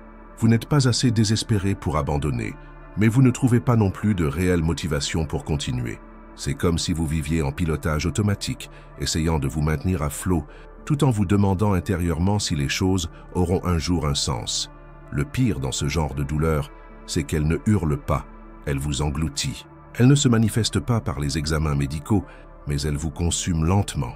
Et le plus déroutant, c'est que vous pouvez aimer Dieu, prier, aller à l'église et pourtant ressentir ce vide. Comme si vous aviez perdu le fil de votre propre existence, comme si vous erriez en rond dans un désert sans but. C'est dans ce contexte que le livre de l'Ecclésiaste devient un miroir. Salomon a tout essayé, la sagesse, les plaisirs, le travail, les projets grandioses. Et plus il accumulait, plus il réalisait que rien de tout cela ne satisfaisait ce que seul Dieu pouvait accomplir. Il n'était pas ingrat, il était honnête. Et cette honnêteté est libératrice, car elle montre que même ceux qui ont été soutenus par Dieu dans leur cheminement ont aussi connu des moments de profond questionnement existentiel. Salomon écrit dans Ecclésiaste 3:11 « Dieu a fait toutes choses belles en son temps. Il a même mis au cœur de l'homme la pensée de l'éternité. Il ne peut saisir ce que Dieu a fait du commencement à la fin. Il y a là une précieuse vérité. Vous n'êtes pas vide par faiblesse. Vous manquez de sens parce que vous avez été créé pour quelque chose d'éternel. Votre cœur aspire à plus que ce que ce monde peut offrir. Et ce n'est pas un défaut, c'est un dessein divin. Vous êtes-vous déjà demandé pourquoi certains moments de joie semblent si éphémères? Pourquoi ce silence intérieur inexplicable après chaque réussite? C'est parce que notre âme sait qu'elle a été créée pour un but plus grand que la performance, le statut ou la sécurité matérielle. Elle aspire à l'épanouissement, mais le monde offre des distractions plutôt que des réponses. Et lorsque l'âme ne trouve pas de direction, le corps s'épuise, le cœur se lasse, l'esprit s'assoupit, et alors la question résonne « Seigneur, que veux-tu de moi ?» La réponse n'est peut-être pas évidente, mais elle est là. Le texte dit que Dieu crée toutes choses belles en son temps. Cela signifie que le manque de sens que vous ressentez n'est pas la fin de votre cheminement, mais le milieu du processus. Dieu n'ignore pas vos questions, il les utilise pour rediriger votre cœur vers le bon endroit. Et quel est cet endroit? Le centre de sa volonté, là où vous vous reposez même sans comprendre, où vous faites confiance même sans voir, où vous vous abandonnez même sans avoir toutes les réponses. Parfois, Dieu permet le vide pour vous montrer que lui seul peut le combler. Il permet la lassitude pour vous rappeler que le véritable repos est en sa présence. Il permet la confusion pour vous enseigner que la paix ne se trouve pas dans la logique, mais dans la foi. Le plus grand piège spirituel de notre époque est peut-être l'obsession du contrôle. Nous voulons comprendre avant de faire confiance. Nous voulons planifier avant d'obéir, et cela génère de la frustration, car la foi commence là où la logique s'arrête. Vous êtes peut-être arrivé jusqu'ici en vous sentant perdu, confus, fatigué de faire comme si tout allait bien. Mais une promesse se cache dans le silence de Dieu. Il œuvre, même quand vous ne le voyez pas. Il vous façonne, même quand vous ne comprenez pas. Et quand tout sera prêt, quand votre cœur sera suffisamment mûr pour accueillir ce qu'il s'apprête à vous offrir, tout commencera à prendre sens. Non pas parce que les circonstances changeront, mais parce que vous changerez, vous verrez avec les yeux de l'éternité. Si ce mot vous a profondément touché, commentez. « Seigneur, donne un sens à ce que je ne comprends pas encore. » Que cette phrase soit votre abandon. Un acte de foi même sans explication. Mais que se passe-t-il si votre cœur essaye de croire et qu'en même temps votre foi s'effrite? Et si le doute crie plus fort que l'espoir? Préparez-vous. Ce qui va suivre pourrait bien bouleverser tout ce que vous croyez en la foi. Les ténèbres semblaient tout engloutir autour de lui, la mer déchaînée, les vents contraires, les cris des disciples et la peur qui transperçait son âme comme une lame invisible. Et là, au milieu de cette tempête, Pierre accomplit l'impensable. Il osa marcher sur l'eau. L'espace d'un instant, il conquit l'impossible. Il surmonta les lois de la physique, les voies de la peur et même ses doutes intérieurs. Tandis que ses yeux étaient fixés sur Jésus, il marchait sur le surnaturel. Mais il lui suffisit d'une seconde de distraction. Il lui suffisit de regarder le vent, et tout changea. Il commença à couler, littéralement, rapidement englouti par le poids de la peur, par le doute qui le paralysait. Et dans cet enfoncement, il s'écria « Seigneur, sauve-moi !» Ce n'était pas une longue prière, ce n'était pas une théologie élaborée, c'était un cri désespéré, un dernier souffle de foi de quelqu'un qui ne pouvait plus le supporter. Et la réponse de Jésus fut immédiate. « Homme de peu de foi, pourquoi as-tu douté ?» Tout en le redressant. Vous êtes-vous déjà senti comme Pierre? Avez-vous déjà vécu ce moment où vous sembliez aller bien, avancer vers votre objectif, confiant, voire courageux, et où soudain tout s'est effondré. Avez-vous déjà éprouvé cette foi qui semblait ferme, mais qui a cédé sous l'effet de la tempête? Perdre la foi ne se fait pas du jour au lendemain. C'est un processus subtil, silencieux et douloureusement réel. C'est quand vous commencez à moins prier, à moins croire, à moins espérer. C'est quand la promesse de Dieu, qui vous donnait autrefois de la force, commence à vous sembler lointaine. C'est quand vous aimez toujours Dieu, mais que vous ne savez pas s'il agira encore pour vous. Beaucoup de gens confondent une foi faible avec un manque d'amour pour Dieu, mais ce sont deux choses différentes. Pierre aimait Jésus, mais sa foi vacillait. Cela nous enseigne quelque chose de puissant. Même ceux qui aiment profondément le Seigneur peuvent traverser des moments où leur foi s'épuise, quand la nourriture semble manquer, quand leur cœur crie « Je ne sais pas si je pourrais continuer à croire ». Et Jésus ne l'a pas rejeté pour autant. Il ne l'a pas laissé couler en guise de punition. Il lui a tendu la main. Et c'est là le grand tournant de l'histoire. Le salut ne vient pas de la force de Pierre, mais de la main de Jésus. La restauration ne vient pas de la stabilité émotionnelle de Pierre, mais de la grâce qui l'atteint, alors qu'il sombrait. Peut-être êtes-vous exactement dans cette situation en ce moment. Peut-être essayez-vous de vous convaincre que vous avez encore la foi, alors que tout en vous semble différent. Vous lisez la Bible, mais les mots semblent lointains. Vous allez à l'église, mais votre cœur est sec. Vous souriez, mais intérieurement vous sombrez. Le doute vous a saisi, le vent vous a désorienté, et il ne reste qu'un murmure « Seigneur, sauve-moi » et c'est là que le miracle commence. Jésus n'exige pas une foi parfaite. Il répond à la foi modeste. Il n'attend pas que vous soyez entier. Il agit lorsque vous admettez être brisé. L'aide divine ne vient pas quand vous êtes assez fort. Elle vient quand vous dites « Je n'en peux plus ». Ce que beaucoup ne réalisent pas dans ce passage, c'est que Pierre, bien qu'il fût qualifié d'homme de peu de foi, fut le seul parmi les disciples à sortir de la barque. Les autres étaient paralysés. Pierre osa, et même s'il échoua, il vécut quelque chose que les autres ne vécurent pas. Votre foi est peut-être faible, mais si elle vous pousse malgré tout à crier à Jésus, alors elle est suffisante. La subsistance de Dieu ne dépend pas de la grandeur de votre foi, mais de sa fidélité. Et il est fidèle même lorsque vous doutez, même lorsque vous coulez, même lorsque vous vous égarez. Si vous essayez de croire même sans force, dites « Jésus, relève-moi avec ta main ». Ce commentaire est plus que des mots, c'est un cri de l'âme. C'est un appel à l'aide. C'est un acte de foi fragile mais réel. Et si ce mot vous a profondément touché, cliquez sur « J'aime » et partagez-le avec quelqu'un qui sombre lui aussi sans savoir comment demander de l'aide. Votre clic pourrait être la main de Jésus tendue vers une autre vie. Mais que se passe-t-il lorsque les problèmes ne viennent pas de l'extérieur mais de tous côtés à la fois? Qu'en est-il lorsque vous vous sentez accablé par une pression insurmontable? Il y a un passage biblique qui révèle le pouvoir caché de l'adoration au milieu du chaos. Et ce qui se passe vous surprendra. Il était minuit, le genre de nuit où le silence devrait régner, mais on n'entendait que des gémissements étouffés, des chaînes traînant sur le sol froid et humide, et le murmure d'un cœur brisé par la douleur. Paul et Silas étaient au plus profond d'une prison. Littéralement blessés, battus, humiliés. Ils étaient non seulement liés physiquement, mais aussi entourés d'une obscurité émotionnelle que beaucoup d'entre nous ne connaissent que trop bien.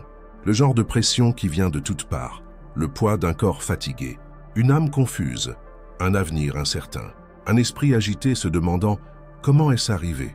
ou pire « Dieu est-il toujours avec moi ?» Avez-vous déjà vécu cela? Quand les problèmes n'arrivent pas un par un, mais d'un coup, écrasant votre santé mentale, votre foi, votre capacité de résistance. C'est quand vous essayez de rester calme, mais que votre esprit est en guerre. Quand vous essayez de prier, mais que les mots semblent s'étouffer dans votre poitrine. C'est le fond d'un gouffre où même le silence ne vous console plus. Beaucoup disent « Dieu ne nous donne jamais un fardeau plus lourd que ce que nous pouvons porter ». Mais que se passe-t-il lorsque le fardeau que vous portez vous écrase depuis des jours? Et quand vous êtes déjà au sol et que vous subissez encore la pression d'en haut? Qui soutient votre âme à ce moment-là? C'est là, au milieu de la suffocation, le corps blessé et l'âme vulnérable, que Paul et Silas ont commis l'impensable. Ils ont adoré. Oui, alors que tout autour d'eux criait défaite, honte et échec, ils ont choisi de chanter. Non pas par bonheur, mais parce qu'ils savaient en qui ils croyaient, et cela a tout changé.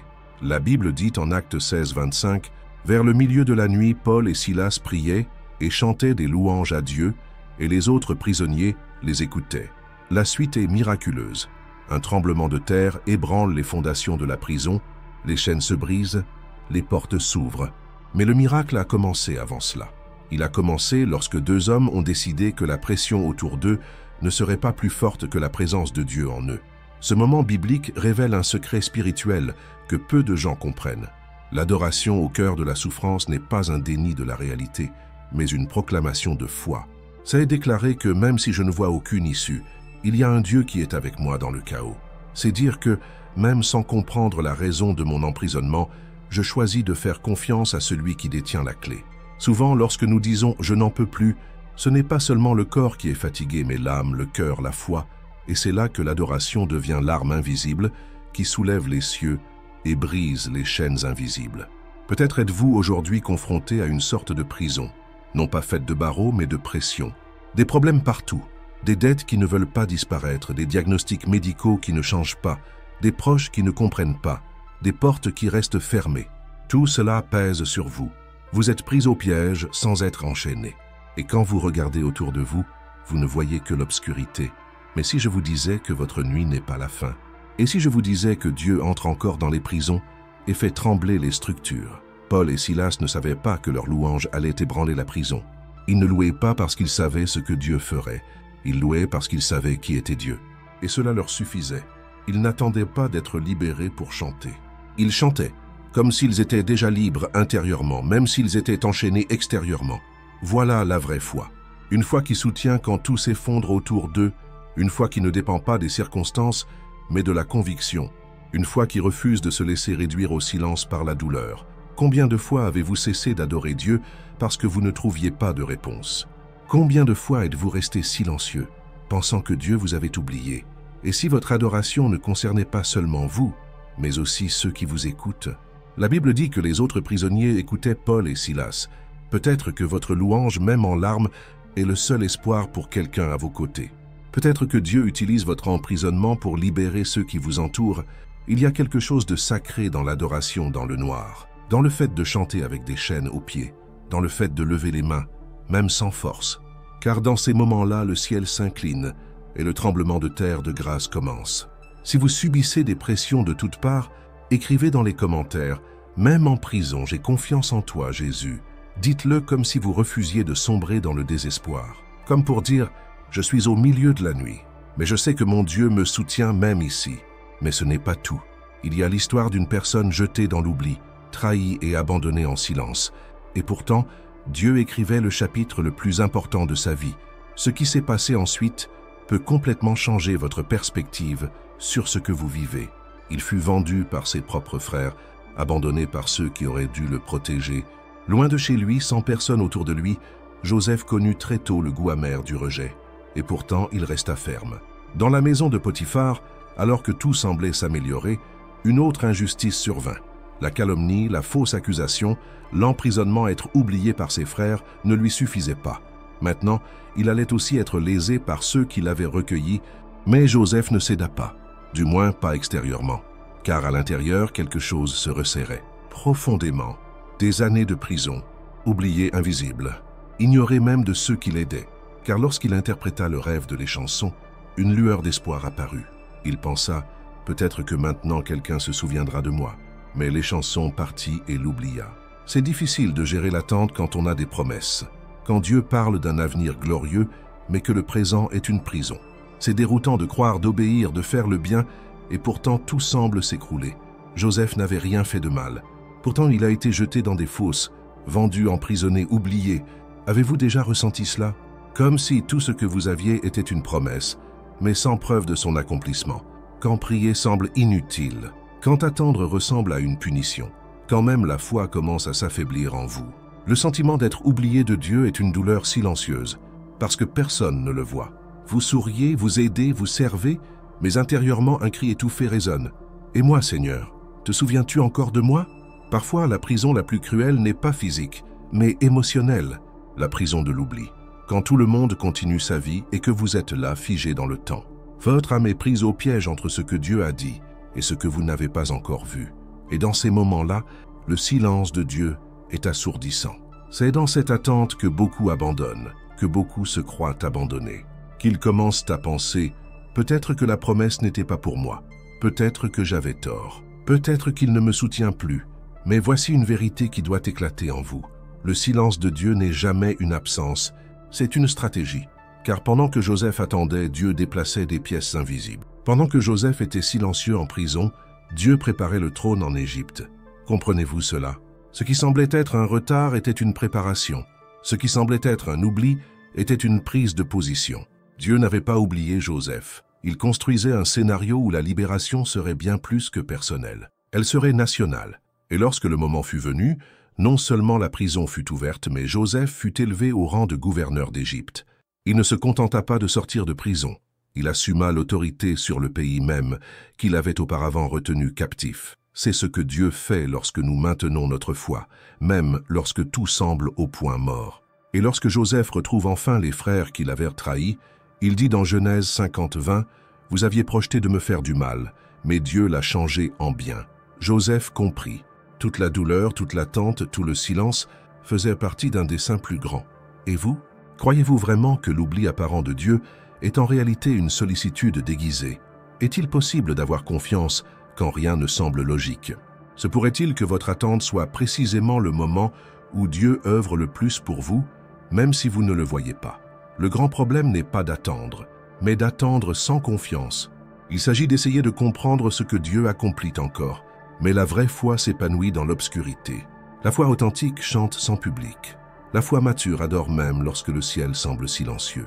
Peut-être vivez-vous un de ces moments coincés entre Dieu a promis et rien n'est arrivé. Et tout en vous est épuisé. Vous vous sentez invisible, ignoré des autres, et peut-être même de Dieu. Mais il ne vous a pas oublié. Il n'a pas ignoré votre cri. Il soutient toujours votre âme quand vous dites que vous n'en pouvez plus. Il prépare encore le terrain pour votre transformation. Vous êtes peut-être au sous-sol aujourd'hui, mais il vous voit déjà au palais. La question est, croyez-vous encore? Si cette parole vous a touché, commentez. Même si les hommes m'oublient, Dieu se souvient de moi. Que ce soit votre profession de foi, même si tout en vous est silencieux aujourd'hui. Votre foi ne dépend pas de vos sentiments, mais de qui est Dieu et il ne change pas. Il soutient, il honore, il accomplit. Et si cela vous a atteint, cliquez sur « J'aime » comme un acte de foi et partagez ce message avec quelqu'un qui a également besoin de se rappeler que Dieu n'oublie pas. Ce qui vient ensuite est encore plus profond, car certaines souffrances nous blessent, non pas à cause de la distance, mais à cause de la proximité. Quand la trahison vient de celui que nous aimons le plus, l'âme saigne d'une manière que seul Jésus peut comprendre. Il regarda Jésus dans les yeux et l'embrassa. Son geste était sans hésitation, ni gêne, ni regret. Judas s'approcha, portant avec lui le poids de 30 pièces d'argent et la froideur d'une âme qui avait troqué l'éternité contre un marché passager. Le baiser, censé symboliser l'amour, l'abandon et la confiance, devint le code de la prison. Comment supporter la douleur d'être trahi non pas par un ennemi, mais par un proche, un intime qui partageait pain et secret? Ce n'est pas un étranger qui a blessé Jésus, c'était un ami, l'un des 12, quelqu'un qui marchait à ses côtés, qui a vu des miracles, qui a entendu les promesses du royaume. La douleur de la trahison est plus profonde lorsqu'elle vient de ceux que nous aimons le plus, car on attendait de l'attention, pas des blessures. L'âme saigne non seulement de la douleur de ce qui a été fait, mais aussi de la rupture de ce que l'on croyait être vrai. Et si vous avez déjà été blessé par quelqu'un qui prétendait vous aimer, vous savez exactement ce que Jésus a ressenti. La douleur d'un cœur qui avait confiance, mais qui était brisé. L'angoisse de se remémorer des conversations, des sourires, des souvenirs. Tout cela désormais enveloppé de déception. Il n'est pas facile de passer à autre chose après cela. C'est pourquoi tant de gens aujourd'hui sont émotionnellement prisonniers de ce qu'ils ont vécu. Des gens qui ne peuvent plus aimer, faire confiance, rêver à nouveau. Parce que la blessure n'a pas été infligée par un étranger, mais par quelqu'un en eux. Un père, une mère, un conjoint, un ami, un guide spirituel, quelqu'un qui était censé protéger mais exposer, qui était censé se soucier mais qui a blessé. Et le plus cruel, parfois la blessure n'était pas physique mais silencieuse, des mots prononcés au mauvais moment, des gestes d'abandon, un manque d'affection, une froideur intentionnelle. Des trahisons qui ne laissent pas de bleu sur le corps, mais marquent l'âme à jamais. Le psaume 55 résonne puissamment lorsqu'il dit « Si un ennemi me provoquait, je le supporterais, mais c'était toi mon compagnon, mon ami intime. » David connaissait cette douleur.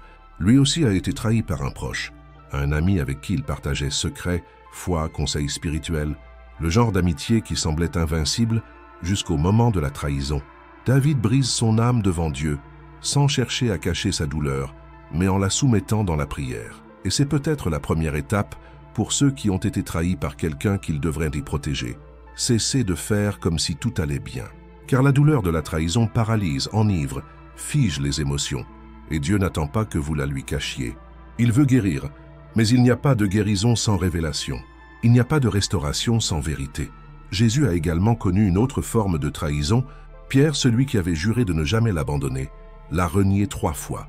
Ce n'était pas un geste froid comme celui de Judas, mais c'était néanmoins douloureux. Pierre était un ami, un frère, un voisin. Et quand Jésus a eu le plus besoin de lui, il a dit « Je ne connais pas cet homme » 3 fois. Et le regard de Jésus lorsqu'il retrouve Pierre juste après le dernier reniement n'est pas celui de la colère, mais celui d'un amour confrontant. Pierre s'en va et pleure amèrement, car la douleur ne vient pas seulement de l'avoir renié, mais d'avoir déçu ceux qui l'aimaient. Et le plus beau, Jésus savait que Pierre le renierait et pourtant il l'aimait. Et pourtant il l'a restauré. Après la résurrection, Jésus demande 3 fois « Pierre, m'aimes-tu » Et ainsi il guérit les 3 reniements, restaure la dignité et restaure la mission. Voyez-vous le contraste? Judas trahit mais ne se repent pas, Pierre trahit mais revient. L'un meurt dans la culpabilité, l'autre vit par la grâce. Cela nous montre que ce n'est pas notre échec qui définit notre fin, mais notre choix d'en faire. Si vous avez été trahi, Jésus comprend. Il l'a vécu, il l'a ressenti. Mais il montre aussi qu'il est possible de continuer, que même blessé, vous n'êtes pas seul. Et que lorsque vous sentez que vous n'en pouvez plus, lorsque les mots, les gestes, les souvenirs vous accablent, il est là, soutenant chaque partie de votre âme, même si vous ne pouvez que pleurer, même si vous ne pouvez que vous taire, car l'amour de Jésus reconstruit même ce qui a été brisé par celle qu'il était censé aimer. Et si d'une manière ou d'une autre vous avez trahi, il y a aussi de l'espoir, car Pierre montre que s'il y a une véritable repentance, Jésus non seulement pardonne, mais restaure. Il vous remet sur le droit chemin. Il restaure votre identité et votre raison d'être. Car nous avons tous, à un certain niveau, déçu quelqu'un. Nous avons renié Jésus par nos actions, nos omissions, nos silences. Mais sa grâce va toujours plus loin que nos échecs. Et c'est ce qui nous soutient. Ce qu'il a fait pour nous sur la croix couvre même ce que nous considérons comme impardonnable. Si cette parole vous a interpellé ou apaisé, commentez « Jésus guérit mes blessures les plus profondes ». Considérez cela comme un acte de foi, comme un abandon de la douleur que vous portez en silence. Il y a une guérison pour ceux qui ont été blessés par leurs proches. Il y a de l'espoir pour ceux qui se sont renfermés sur eux-mêmes, par peur d'être à nouveau blessés. Il y a un nouveau départ, même pour ceux qui étaient à l'origine de la blessure. Car en Jésus, personne n'est condamné à la douleur éternelle. Il transforme les larmes en témoignages. Mais ce n'est pas tout, car il y a une douleur qui paralyse, non pas à cause de la blessure, mais à cause du manque de direction. Quand tout bouge autour de vous, en vous, il n'y a que confusion et vide. Et c'est dans cette désorientation que le ciel parle aussi.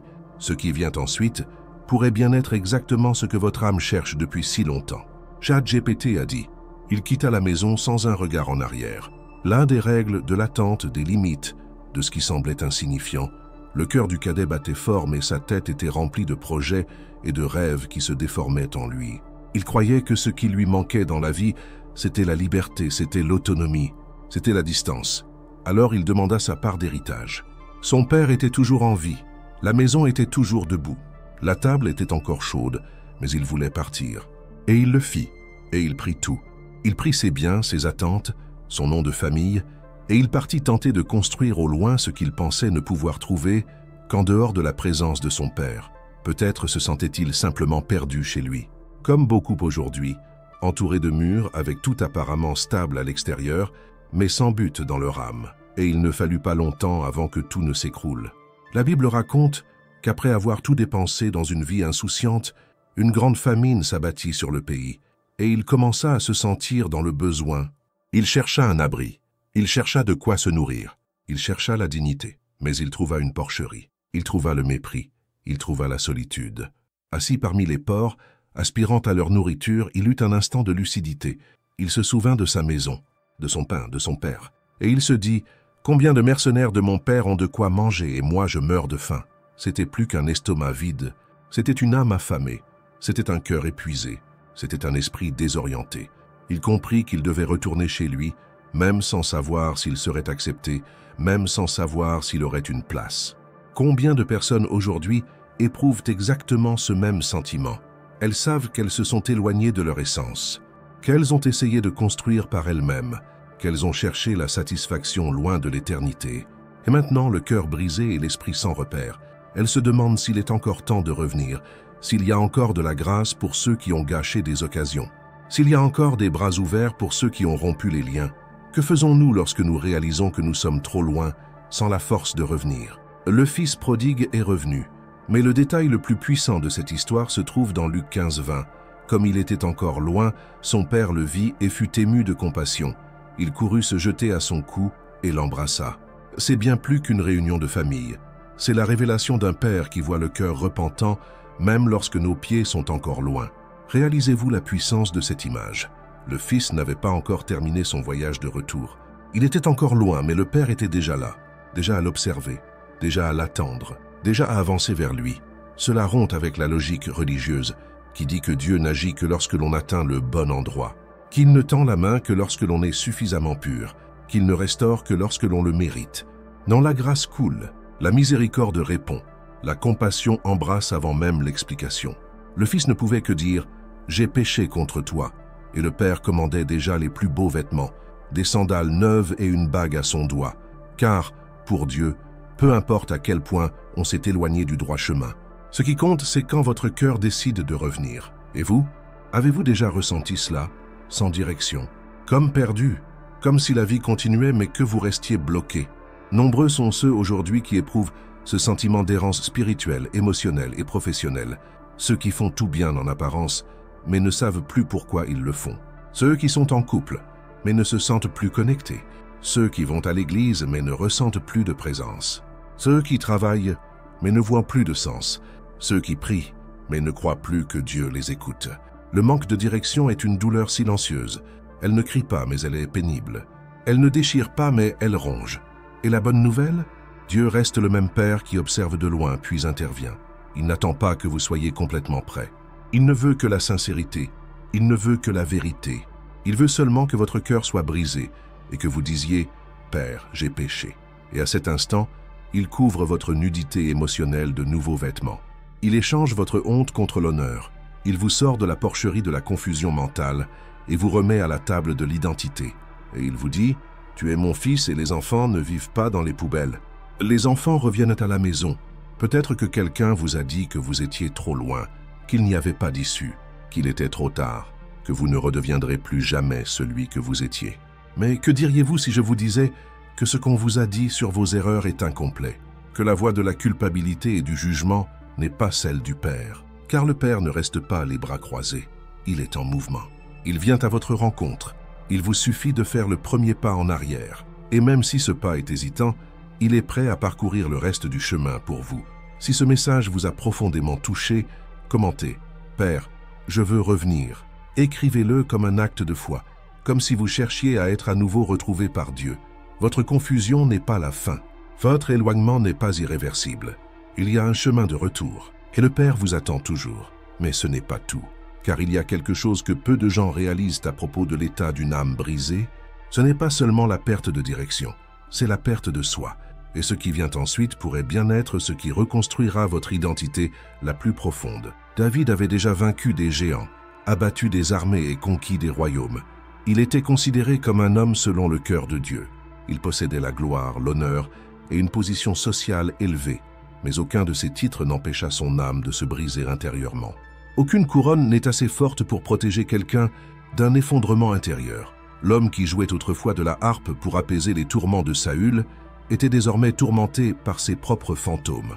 Après avoir commis l'adultère avec Bathsheba et ordonné la mort d'Uri, David n'a pas seulement transgressé les lois morales, il s'est transgressé lui-même, et cette douleur est indéniable. Lorsque l'âme se brise, le corps peut continuer à marcher, mais à l'intérieur, tout est paralysé.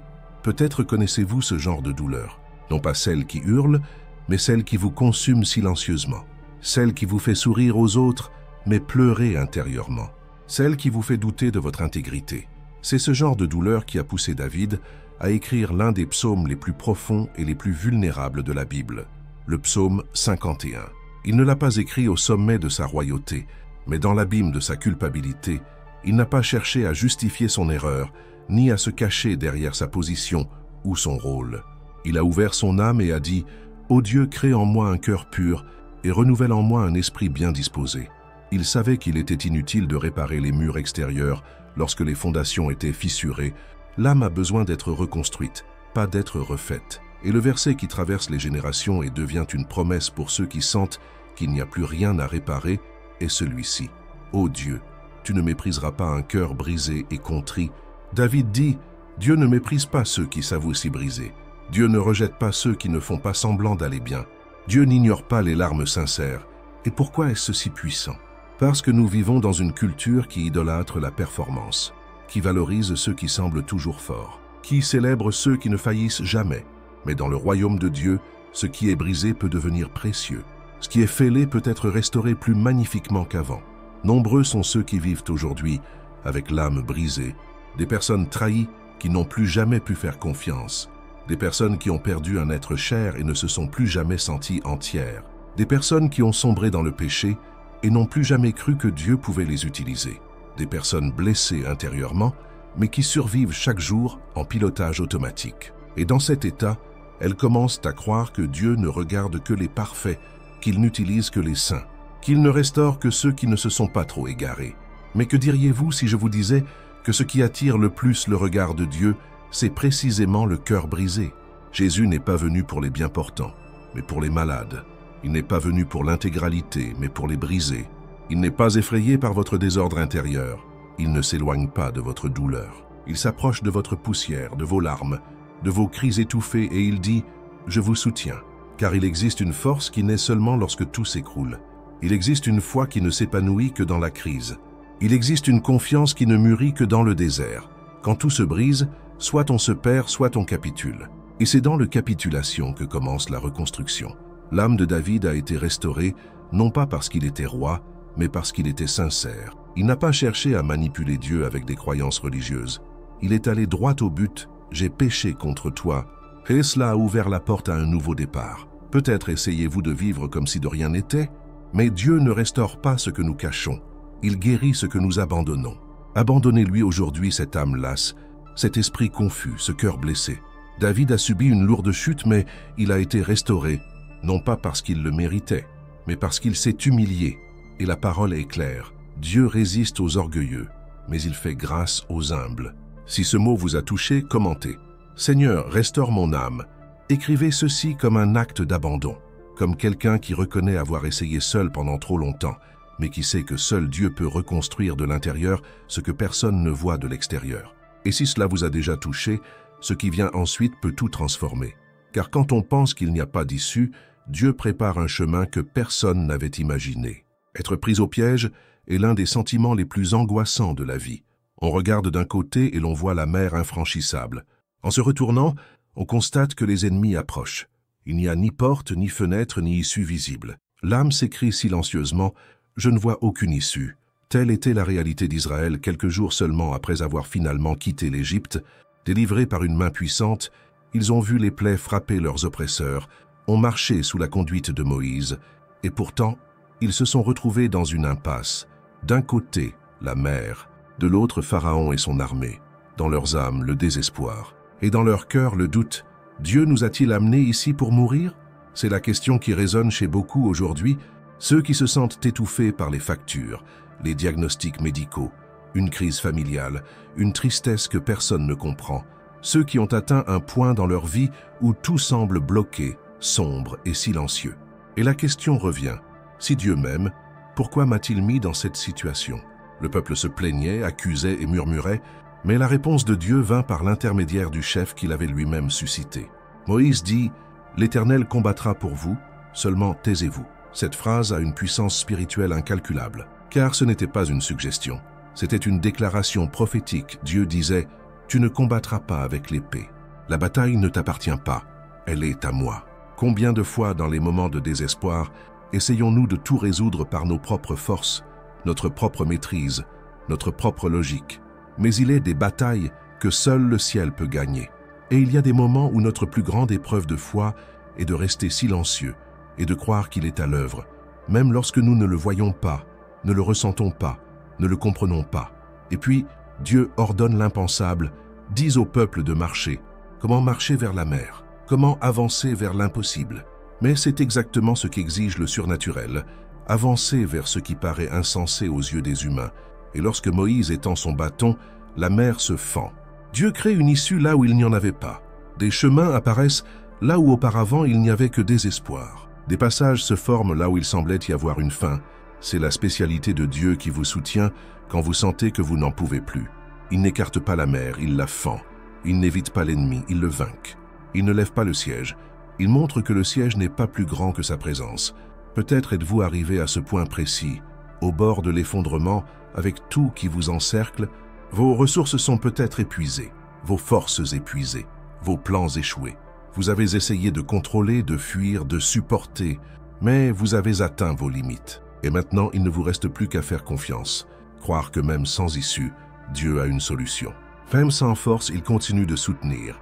Même sans réponse, il continue d'œuvrer, car sa promesse n'est pas l'absence de problème, mais sa présence au milieu d'eux. Le peuple a traversé la mer à pied sec, mais les ennemis qui le poursuivaient ont été engloutis par les eaux. Ce même chemin qui a été une libération pour certains a été un jugement pour d'autres. Et cela nous enseigne quelque chose de profond. Lorsque vous marchez selon le dessein de Dieu, ce qui est une menace contre vous devient un témoignage en votre faveur. Si ce mot a résonné en vous dans un moment difficile, écrivez dans les commentaires « Seigneur, ouvre-moi le chemin que je ne vois pas ». C'est votre profession de foi, c'est votre pas vers l'invisible, c'est votre réponse au ciel. Je n'abandonne pas même sans comprendre. Et si je vous disais que souvent, ce qui nous retient n'est pas le présent, mais le passé, car l'avenir révélera des chaînes invisibles qu'il faudra briser. Préparez-vous au prochain choc. Il existe des chaînes invisibles, mais qui nous lient avec la même force qu'une prison. Ce sont des souvenirs qui nous accusent, des erreurs que nous avons commises, des mots que nous avons dits et que nous ne pouvons effacer, des choses que nous avons faites et que nous aimerions tant pouvoir réparer. Et quand l'âme est enchaînée au passé, peu importe le temps qui passe, intérieurement, nous restons coincés dans le passé. Combien de personnes vivent aujourd'hui comme si elles étaient encore en 2010, 2002, 1997, parce qu'à ce moment-là, la culpabilité leur a glacé le cœur, la honte a paralysé leurs rêves. Et le regret est devenu un geôlier cruel, nous répétant chaque jour « Tu ne mérites pas de recommencer ». Paul savait ce que c'était. Autrefois appelé Saul, il n'était pas seulement un persécuteur de la foi, il autorisait le meurtre, envahissait les foyers, séparait les familles et versait le sang au nom d'une justice perverse. Lorsqu'il rencontra Jésus sur la route de Damas, la lumière l'aveugla physiquement, mais commença à le guérir spirituellement. Celui qui détruisait allait désormais prêcher. Celui qui causait de la douleur allait désormais apporter du réconfort. Mais comment pourrait-il vivre avec ce qu'il avait fait?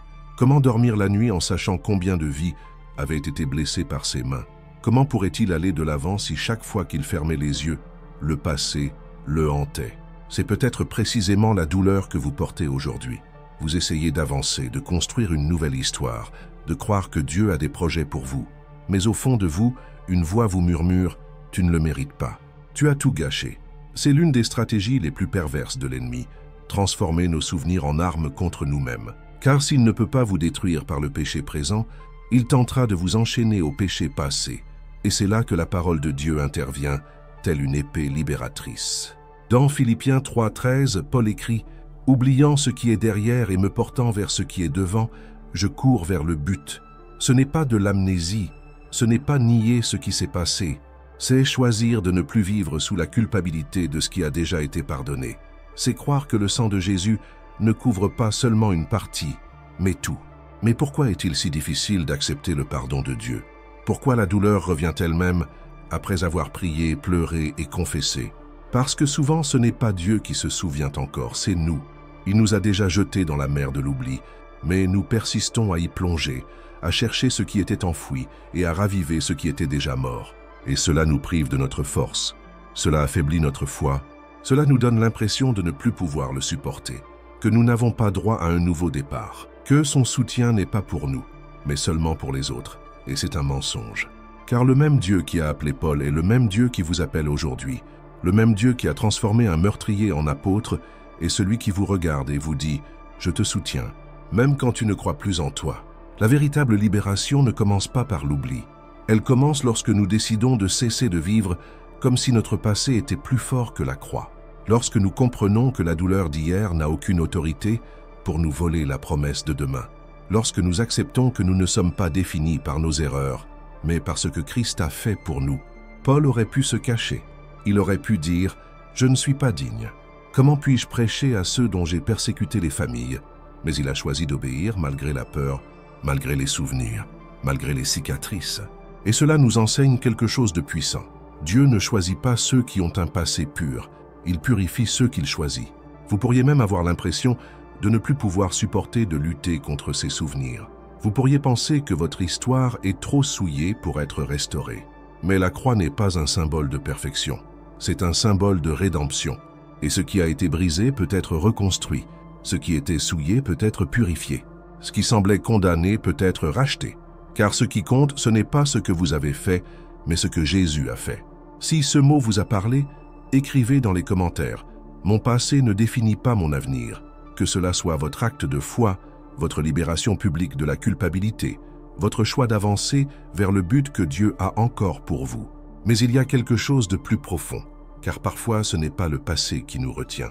C'est le silence de Dieu face à nos prières, et ce qui vient ensuite remettra en question vos croyances sur le temps d'attente. Préparez-vous au prochain impact. Anna priait, elle pleurait. Elle attendait.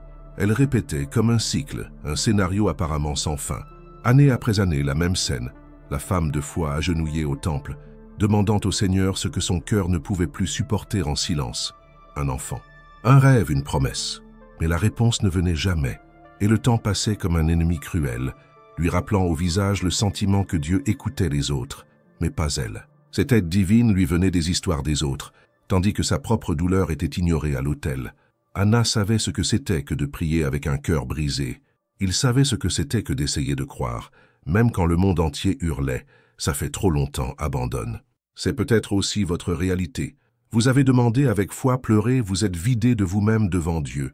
Vous avez renoncé aux réponses faciles, supporté le jugement de ceux qui ne comprenaient pas votre douleur, supporté le silence de Dieu, comme si vous portiez le poids du monde sur vos épaules, mais la réponse n'est pas venue, la guérison n'est pas encore arrivée, le changement reste lointain, et la prière est devenue un cri étouffé, une répétition qui semble n'avoir plus aucun pouvoir. Vous voulez continuer à croire, mais en vous, quelque chose vous dit « Est-ce que ça sert à quelque chose ?» Dieu s'en soucie-t-il vraiment? Et alors vous vous dites « Je suis peut-être trop fatigué pour continuer. Peut-être que je ne supporte plus de prier sans voir de résultat. Il est peut-être temps d'accepter que ce n'est pas pour moi. » Mais c'est ici que l'histoire d'Anne devient une réponse vivante. Dans 1 Samuel 1:20, il est écrit « Au bout de quelque temps, Anne devint enceinte et enfanta un fils qu'elle appela Samuel. » Un verset court, mais porteur d'une puissante révélation, au bout de quelque temps. Car la protection divine n'est pas toujours immédiate, mais elle est certaine. Ce qu'Anne ignorait, c'est que, tandis qu'elle priait dans le temple, les cieux mouvèrent des choses invisibles. Ce qu'elle ne voyait pas, c'est que, même en silence, Dieu créait quelque chose en sa faveur. Ce qu'elle ne comprenait pas, c'est que son attente n'était pas une punition, mais une préparation. Et que le fils qu'elle allait porter ne serait pas le sien seul.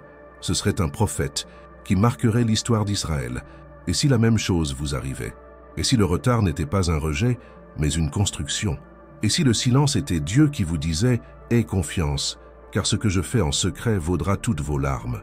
Avez-vous déjà réfléchi à cela? Se pourrait-il que votre foi soit mise à l'épreuve non pas pour vous briser, mais pour vous faire mûrir?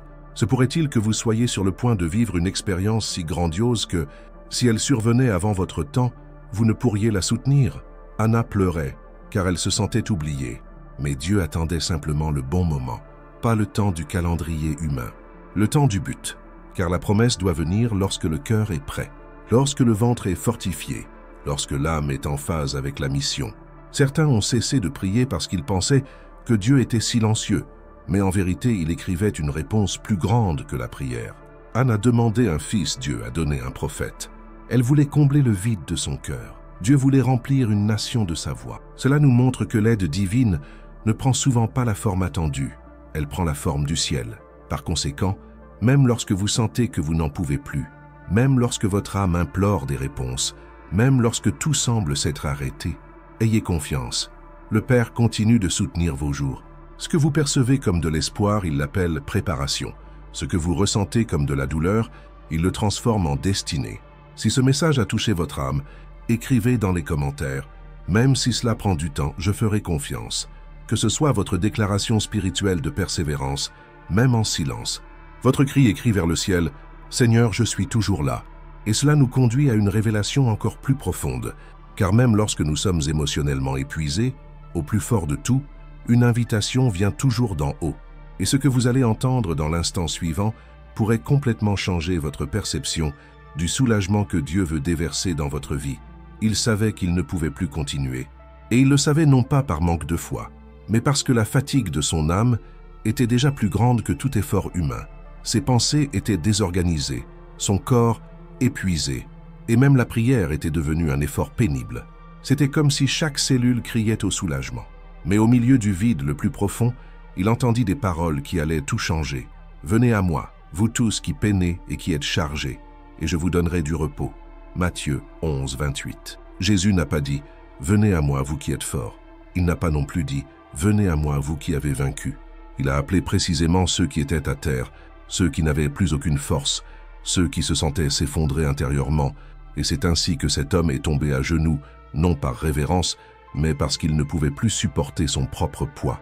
Et là, sur le sol, il a trouvé la nourriture que le monde ne pourrait jamais donner. Combien de fois avez-vous ressenti exactement cela? Comme si vous étiez dans un désert émotionnel, traînant les pieds, peinant à sourire, faisant semblant que tout va bien, alors qu'intérieurement vous hurlez en silence. Parfois, l'épuisement émotionnel est invisible. Vous travaillez, parlez, bougez, mais intérieurement vous êtes brisé. Chaque responsabilité vous semble un fardeau. Chaque nouveau jour semble plus un défi qu'un cadeau. Et il y a des moments où la solitude, même entourée, crie plus fort que toute voix extérieure. Votre cœur est bouleversé, votre âme est épuisée. Et même quand personne ne vous regarde, vous pensez « Mon Dieu, je n'en peux plus ». C'est précisément là que cette promesse prend vie. Lorsque vous atteignez vos limites, Jésus vient à votre rencontre. Il n'exige pas que vous soyez fort. Il n'exige pas que vous soyez entier.